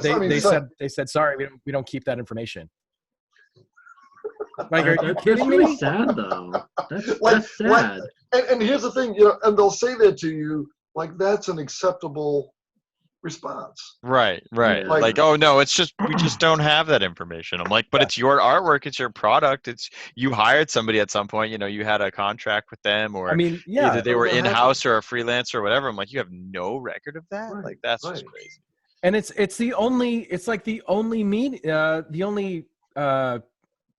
business that seems to happen with, because like if it's comics or if it's covers for novels or something like that, these people they have names, they are credited, they are in there. Yep. Imagine not knowing who Frank Frazetta is, or Basil Gogos or something, like these are like, imagine if nobody knew who those people were. Like, these are like gods to me. And like, well, who did the Ghosts and Goblins cover? Like, what the hell, man? Like, it's crazy. So anyway, we were, at the time too, we had albums in the 80s, and yeah, oh yeah, didn't CDs yet, so you still had album art, which was just amazing.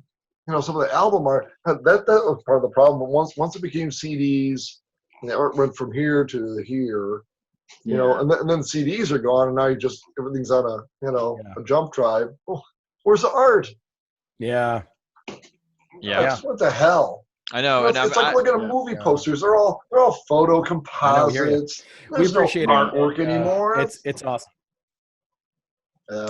Yeah. I definitely. I'm glad that bands are still making really detailed album artworks now, even though it's not necessary as much. Right. You have so much digitalization, but I am really glad to see a lot of bands still putting that time and effort into having detailed artwork. Like Testament comes to mind, and I mean there's really a lot of bands. Actually, Tear is another one where like you look at this artwork and I'm like, oh my god, I could stare at this for hours. There's so much detail. But like you said, you're not having a vinyl in front of you with like this huge, bifold and all this stuff. Now that kind of is a thing again, which it's coming back. It's coming back, which is cool. Yeah. It's funny.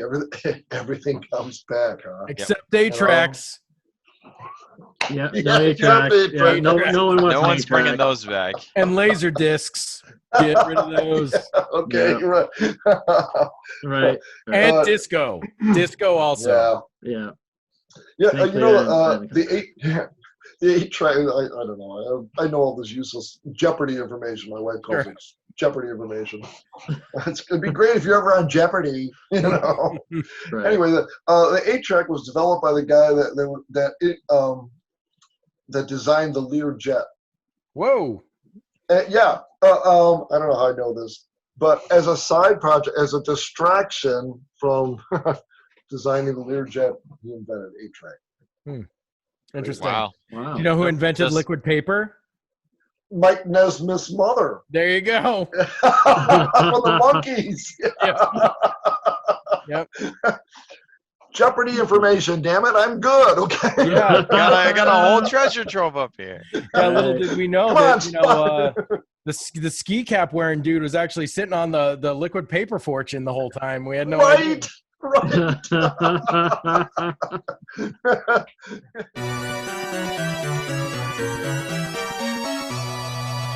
let's talk about what you've been doing lately. Like, let's talk about like your haunted house thing that you had going on. The Abyss, yeah. Okay. So somewhere I always had a love for horror and haunted houses. And like I said, I grew up on a farm. Yeah. And we used to make a haunted barn. We used to haunt a barn. I'd bring my friends over, and I remember doing goofy stuff like we'd have a trouble light up in the rafters, and we're like goofing with the connection, and we'd have a sheet of aluminum that we'd rattle, and that was thunder and lightning. Sure, right. It was great fun. So yeah, just kind of took that about 100 steps farther and made this a haunted house. So yeah, I always kind of wanted to do that, and I did that in 2006, and ran it from 2006 to 2014. Wow. And it was a great show. It had about maybe 60 cast members. Wow. Yeah, it was a big show. That's a production. Yeah. Yeah. Oh yeah, totally. It's here in Chicago, where there are more haunted houses per capita than any other place in the universe. Wow. I don't know why, but there are. And so I had no idea. Competition is super tough, super stiff. So it bumps up the level of the game, of everybody's game. So I was always proud of the show. We were always in the top 10 rated shows in Illinois. That's saying something. Yeah, definitely, especially if you got so much competition. Holy crap. So I'm wearing my Abyss shirt here. It's awesome. Abyssfits. Abyssfits, right?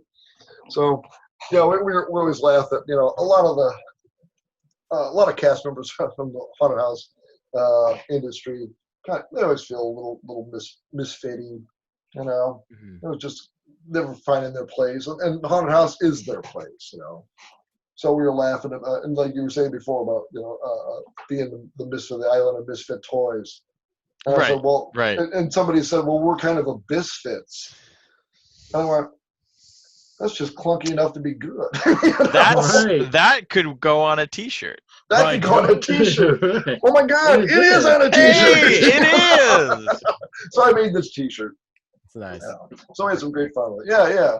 And it's funny because the Abyssfit minions, they call themselves, and they were minions long before the Despicable Me. Yeah. I was first. With the minions.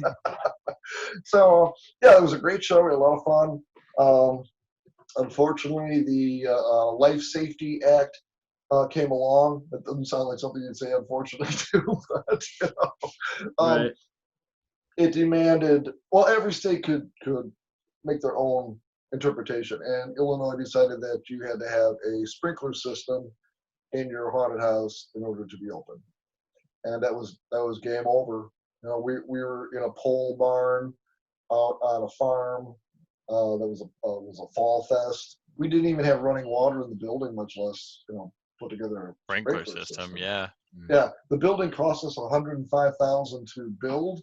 The sprinkler system quote that I got was $130,000. That was the cheapest. Holy crap! Wow. Yeah, it was game more than over. the cost of the building. Oh, right. God. Yeah, and that required to have 4 tanks, 10 feet in diameter and 13 feet tall, 4 of them as a water reserve, which meant that water had to be dumped at the end of every season too. Oh wow! And then the whole system had to be purged. Oh yeah, it was just a nightmare. I was like, game over.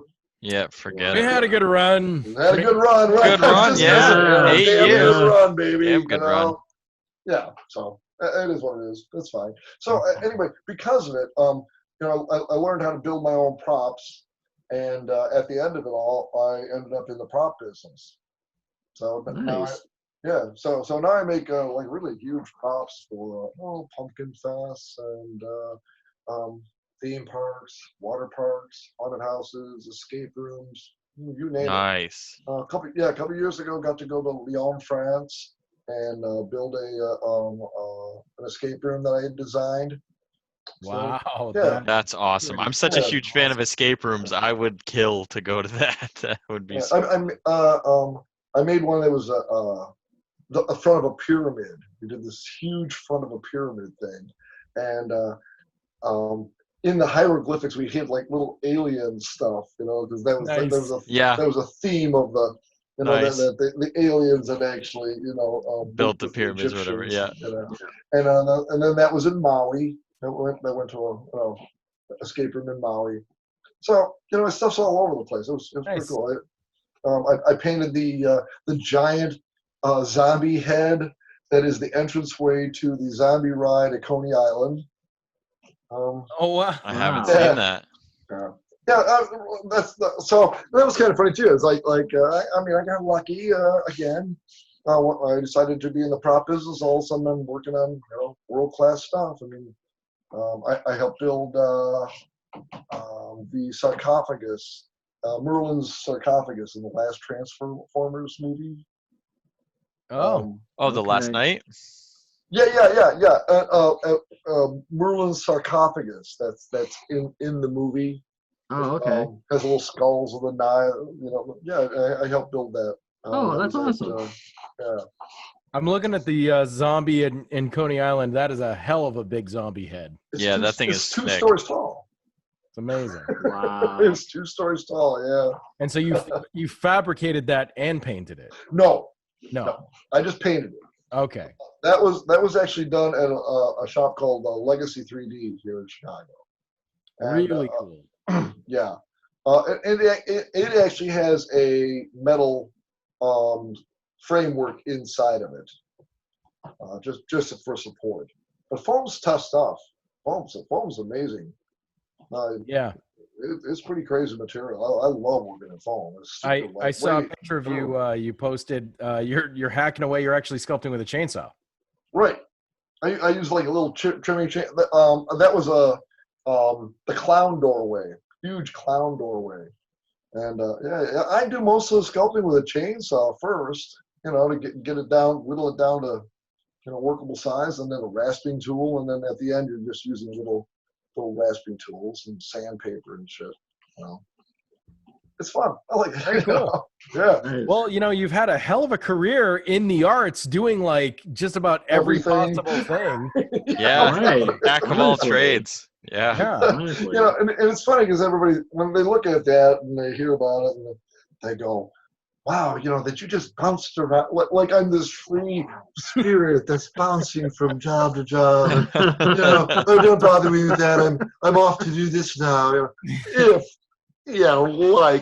if.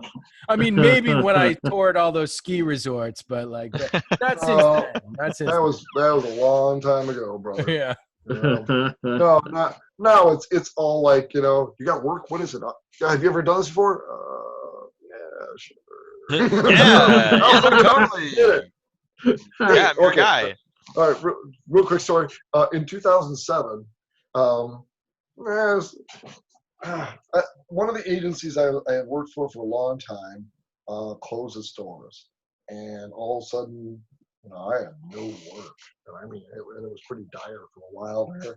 And but I had a brother-in-law that had a window company. He was teaching me, how to be a window salesman. And I was thinking to myself, wow. Well, I think I'll sell my first set of windows, and then I'll go up to the car and I will blow my brains out. My God. So yeah, this is what it's turned into.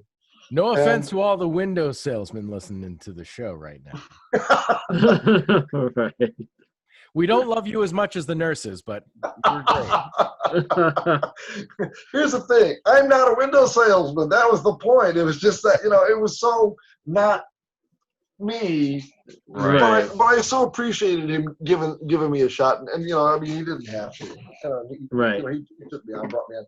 So I remember one day, and we had these sessions with the other salesmen. And I'm writing notes, and they're telling me how to be a salesman. And we went to lunch, and I got this text from the art director that I used to work with at the old agency. She's at a new agency. And the text was, can you do event rendering? Mm-hmm. Yes, I can. I had no idea what event rendering was. You're like furiously Googling, like, what the hell is this? Right. I had no idea what it was, but I'm not turning it down. I got to get the hell out of here. I'll blow my brains out, So she, oh, great, be here at 9 o'clock. I mean, I remember walking back from lunch and going, see ya. Grab my shit. Thanks, bye. Out the door went. And my brother-in-law, it was funny. He was like, later, and it was kind of funny because I just kind of left and never showed up again. And it was nothing was ever really spoken or said about it. Yeah. And later on at a family gathering, he says, "How did all that work out?" I am pretty good. I got a whole new career going, actually. The vet render, it totally turned into a whole new career. I ended up, making a lot of money doing that. Wow. And yeah, it started a whole new thing. Nice. Oh, I worked for. So the moral of the story is Burger when King an and Malibu Rum and, so the moral of the story is when an interdimensional being comes and asks you if you are a god, you say, You're yes. a god. yes. Say Yes, yes. yes, I am. Yeah, exactly. How fast can a sparrow swallow? Or swallow. African or European Yeah, swallow. exactly. I don't know that.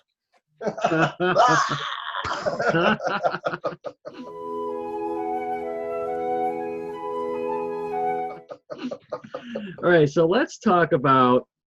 I know Tim really wants to get into this. Let's talk about the PopCap. Yeah, we should probably end with this. Yeah, we should end Yeah. with this for sure. Yeah, okay, yeah. Yeah.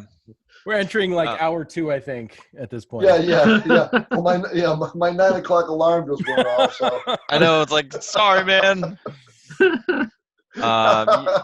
Yeah, so I mean, I guess the Middle Ages here are kind of what I was looking to talk about a little bit. But yeah, so we have, the PopCap time. I know you spent a couple of years doing some freelance for them, and you had a lot of work that you did with Peggle. So talk about that a little bit. Yeah, that was so crazy. And that happened the exact same time that the event rendering started. Right, you mentioned 2007, right? So that's right. That's That was right, exactly the same yeah. That was exactly at exactly the same time. All of that. It's a feast or famine. That is my entire career. It's a feast or famine.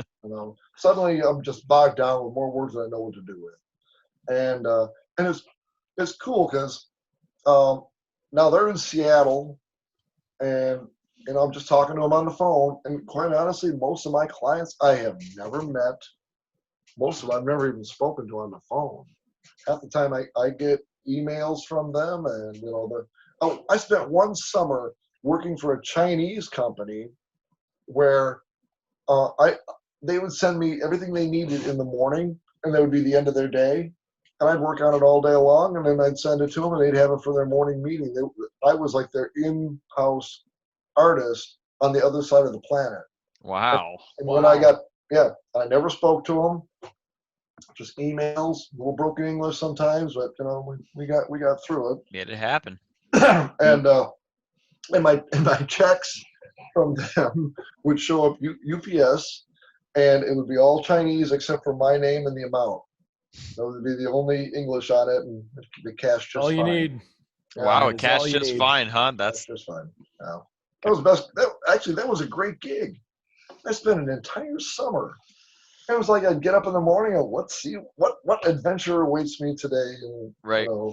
Chinese graphics. So Awesome. So yeah, it's funny. You roll with the punches. You kind of evolve with how the business evolves. Back in the day, if you wanted to get more work, I'd call people up and go, "Let's go to lunch," and you'd take them to lunch and you'd spend some money on them, and then they, 2 days later, they'd call you up with some big fat job for Kellogg's. Okay. And that's Can't how, turn that down. Right, and that's how it used to be. But then people they don't go to lunch, and then they work with you online. They don't even want you to come into the office. It's just more, they have to provide a space for you now, and then there's liability, and maybe you have to computer, so pain in the ass, just work at home. Right. I haven't gone into a studio, not mine, years and years and years. I can't remember the last time I did, actually. Wow. Just everything's online. Very rarely do I even, met the clients I work for. Right. So, Yeah. So when you were working doing stuff with PopCap, you said they were in Seattle. So like that was just Right. kind of like a, couple years kind of gig back and forth sort of thing, right? Like you mentioned going back and forth on the cover artwork of Peggle. Yeah. We had talked Peggle. previously. So there was just like 20 different sketches of a marble More. and tiles and Yeah. Okay. I think I sent you a dozen. I think so, yeah. An even dozen, and those were the base 12. And I'm pretty sure I made at least 2 or 3 changed versions of each one of those. Wow. So it seems to me there were like 27 or 28, sketches, full sketches of the cover of it. That they were just developing ideas, working through, and I thought, okay, now that I'm seeing this. In fact, while I was doing it, I found what was it? Paula Wong was the art director that I was working for, and I still have her art directions on a lot of the sketches. Make the rainbow bigger, make the thing, whatever, blah blah blah, whatever. Yeah. Write all around little arrows pointing to everything, and that was, then I'd make those changes and send it back, and we'd go back and forth, and and that was one of those jobs where it started out one way, and then it evolved in all these different things, and then it ended up coming back, and they go, let's go look at that first thing again. Yeah, and you're like, maybe that wasn't so bad. Maybe that. Right. It's just so funny to me because, okay, so for those who don't know, this game is called Peggle, because I think we kind of said it, but it was kind of like so it's Peggle by PopCap. Came out in like 2007 or something. It is just like I used to play this game all the time. I love this game. Me and my wife used to play this all the time. And it's just basically this ball, and it bounces down between these pegs. And on the cover, and all these versions that you sent me, they're all basically a bouncing ball. So it's like, I don't know. It's so How funny. do you come up with, How do you come up with 12? No, okay, so not only that, but like the embarrassment of riches that must exist for the person who's the art director on that job to just keep ordering new versions when any of them would be perfectly fine. Like, they're all good. They're all completely good. It's so funny. Like, Thanks. It's not like, you're working with, trying to get a character or yeah, it's a concept you're conveying, and then there's like a few characters you have to come up with or whatever. Oh yeah, Joe's got Peggle right there. Oh, there you go. Yeah, there you go. Right. It's a fun game. It really is. It's great. But it's pretty addicting. It's a simple game, but it's very addicting. It is. And I remember there was a sequel, Peggle Nights, and I played through the first 2 like I was super addicted back in the day. Yeah. I mean, that model, it was genius. It was just a simple. Here was their model for building games was to attract the housewife who had 5 to 10 minutes to play a game in the car while she's waiting for the kids to come out of school. Right. That was their model. And so they developed games that you could play like that for 5 minutes and then set aside, and it didn't matter. It wasn't like an ongoing thing. It didn't matter. And at the beginning, they were those were like always in Walmart and Target, and they were always like always in the computer game section. Really Yep.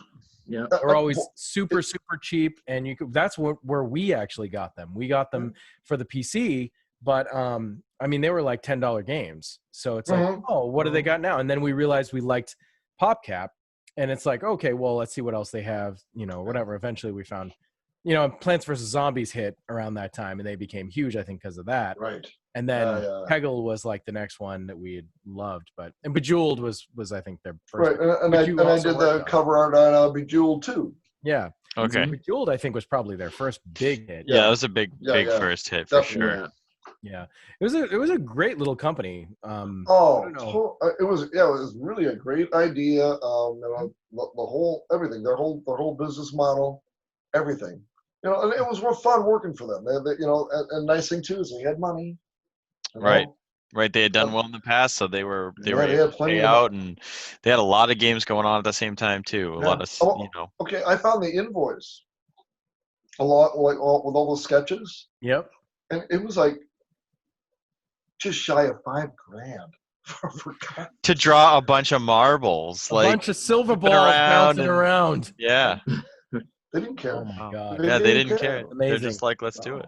That's amazing. Yeah. It's just Yeah. so funny. That's awesome. Woo. Yeah. Those days are so gone. Shit. Even that was 2007. That wasn't that long ago, really. I know. Big 13 picture. years ago. Yeah, you were doing Abyss, right? Yeah, right. Yeah. Starting in but 2006, you said. Yeah. at the same time. Yeah. Well, it's funny because that was also in 2006. We had, it was kind of a one and done. The space we were in, we got kicked out of. That's a long story, but I need a drink in front of me to tell that story. I don't think we have time for a long. I don't have story. time for that now. I don't know that, yeah, honestly.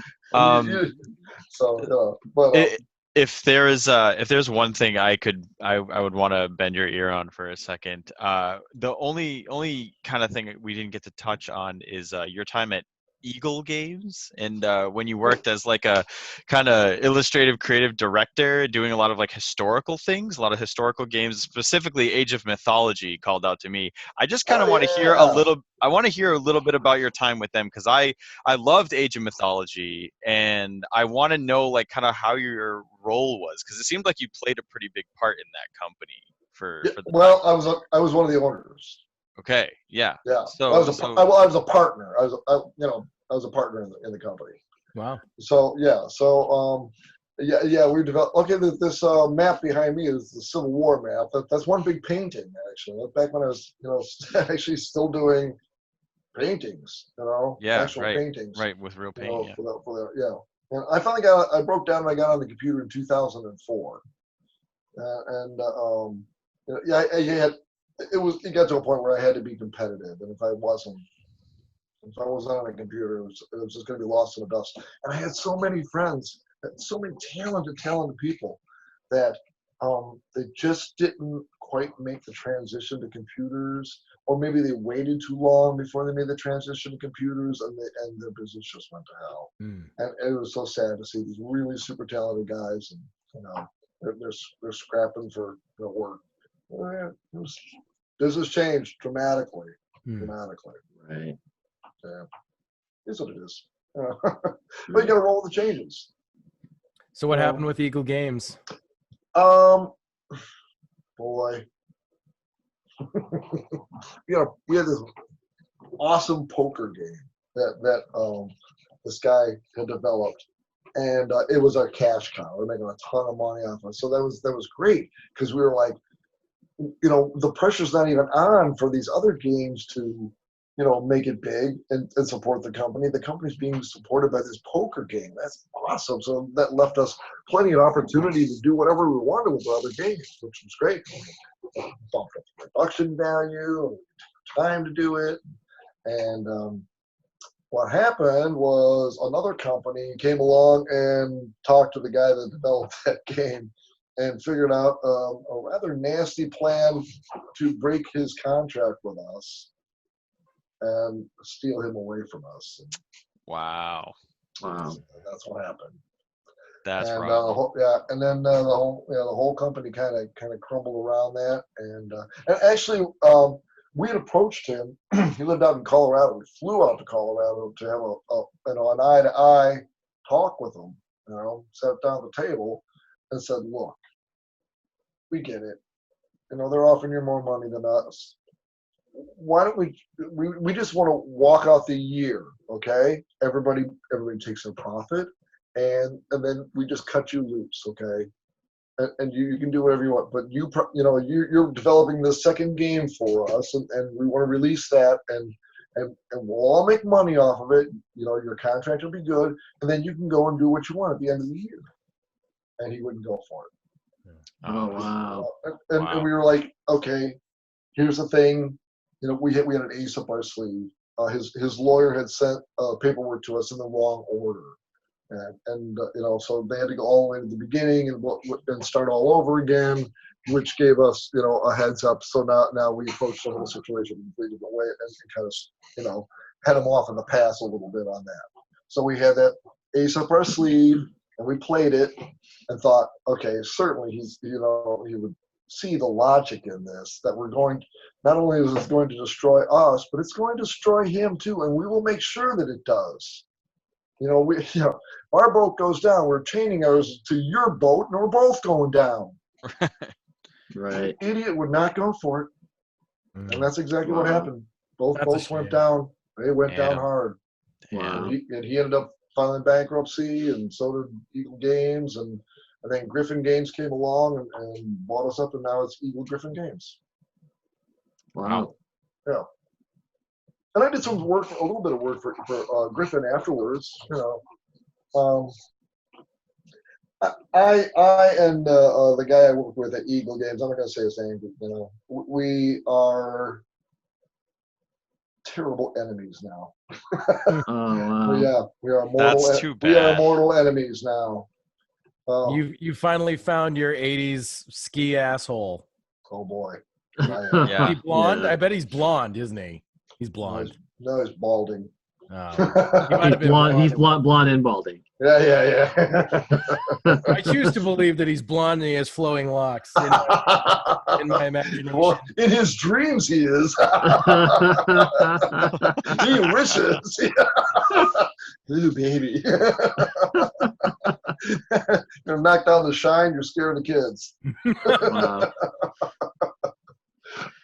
All right, I Yeah. think that Wow. pretty much wraps up this I think so. episode. That's Wow, great. it's pretty long episode. I know. Um, Well, you're a yeah. fantastic guest, Paul. I Oh, mean, yeah, it's been so absolutely. much I fun mean- to talk to you and hear all your stories. Yeah, It was a lot of Yeah. fun.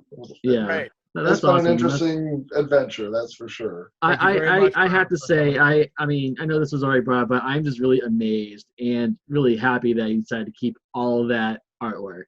Yeah. I Yeah. mean, that's Me just too. amazing. That's just amazing to me. My wife has gotten on my case about being a pack rat all these years. I don't hear a word anymore. It's beautiful.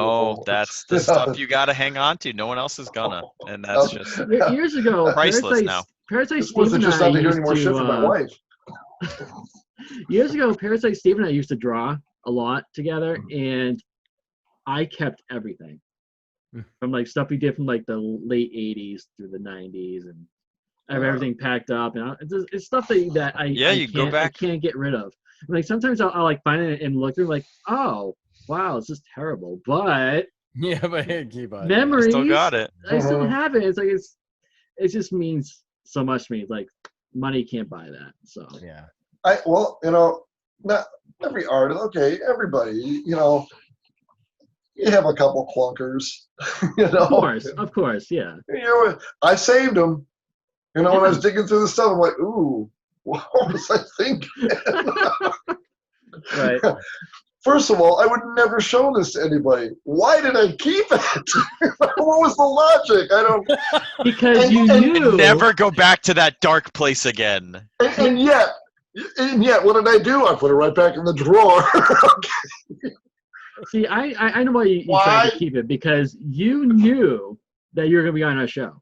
So that you can show I had up. to have that story. Sometime, Now I can go throw it in the all out. future, a bunch I'll of go down moves there and throw all that actually crap come. out. Right. I mean, honestly, like seeing the Midnight Marauders stuff too. Like, I would have loved to have seen the side art. If you can find it and take a picture with your phone or something, send it to us. Like, oh man, I'd love to see it. Yeah. Oh, absolutely. Actually, I've got a blueprint. We did all of those. If you can wait just a second, it's across the room actually. Sure. We did all the artwork on the size of the cabinets at half size. Oh. Mainly because it was just the size. Just dealing with the size was just a huge pain in the ass. Yeah. So you'd work at half size. But that also meant you had to work really super clean and tight because you're blowing it up twice that size. So when I had the black line done, we had a blueprint machine, and just to have a copy of it, we would run them through. So I actually have a blueprint, half size, of the side art of Midnight Marauders on the other side of the room. Can I go get it? Yeah, sure. Sure. Yeah. Why not? Yeah. We're not going anywhere. I see something vaguely blueprint shaped. Yeah. Crazy, huh? All right. That doesn't look like a sausage. Yeah. Yeah. Oh, look at that. That is Wow, awesome. that's so Wow. cool. Look at that. Oh man. That is just so cool. That is so cool. I love nuts, it. Yeah. I love it. Yeah. That And is so I awesome. actually signed it and gave it to a friend of mine. Unfortunately, he died in a car accident. Oh wow.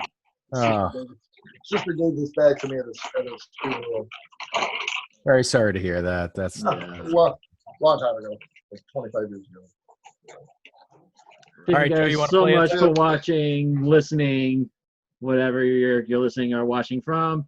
I am your host, Nintenjoe, and I want to thank Parasite Steve, 8-Bit Alchemy, and of course our very, very special guest, Paul, on the show. And thank you guys so much again for watching. And that is a cool toy. It's the Metaluda. It's the Metaluda mutant. It is. Yeah, Oh, that is awesome. Yes. Nice. Oh, I'm the movie movie monster guy. Yes, he is. Yeah, It's true. baby. It's true. He Hell is. yeah.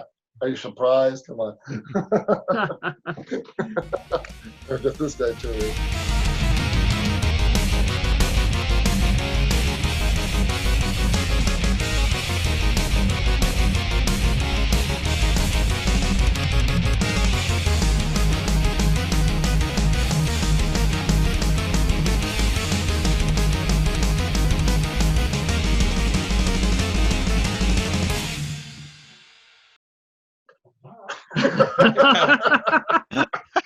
Nice. Oh my god. This is playing better on the Nintendo version of this episode. Yes. This could be the blooper part. Yeah, we can edit the audio. I don't know. Yeah, it's fine. Don't try this at home, kids. Right.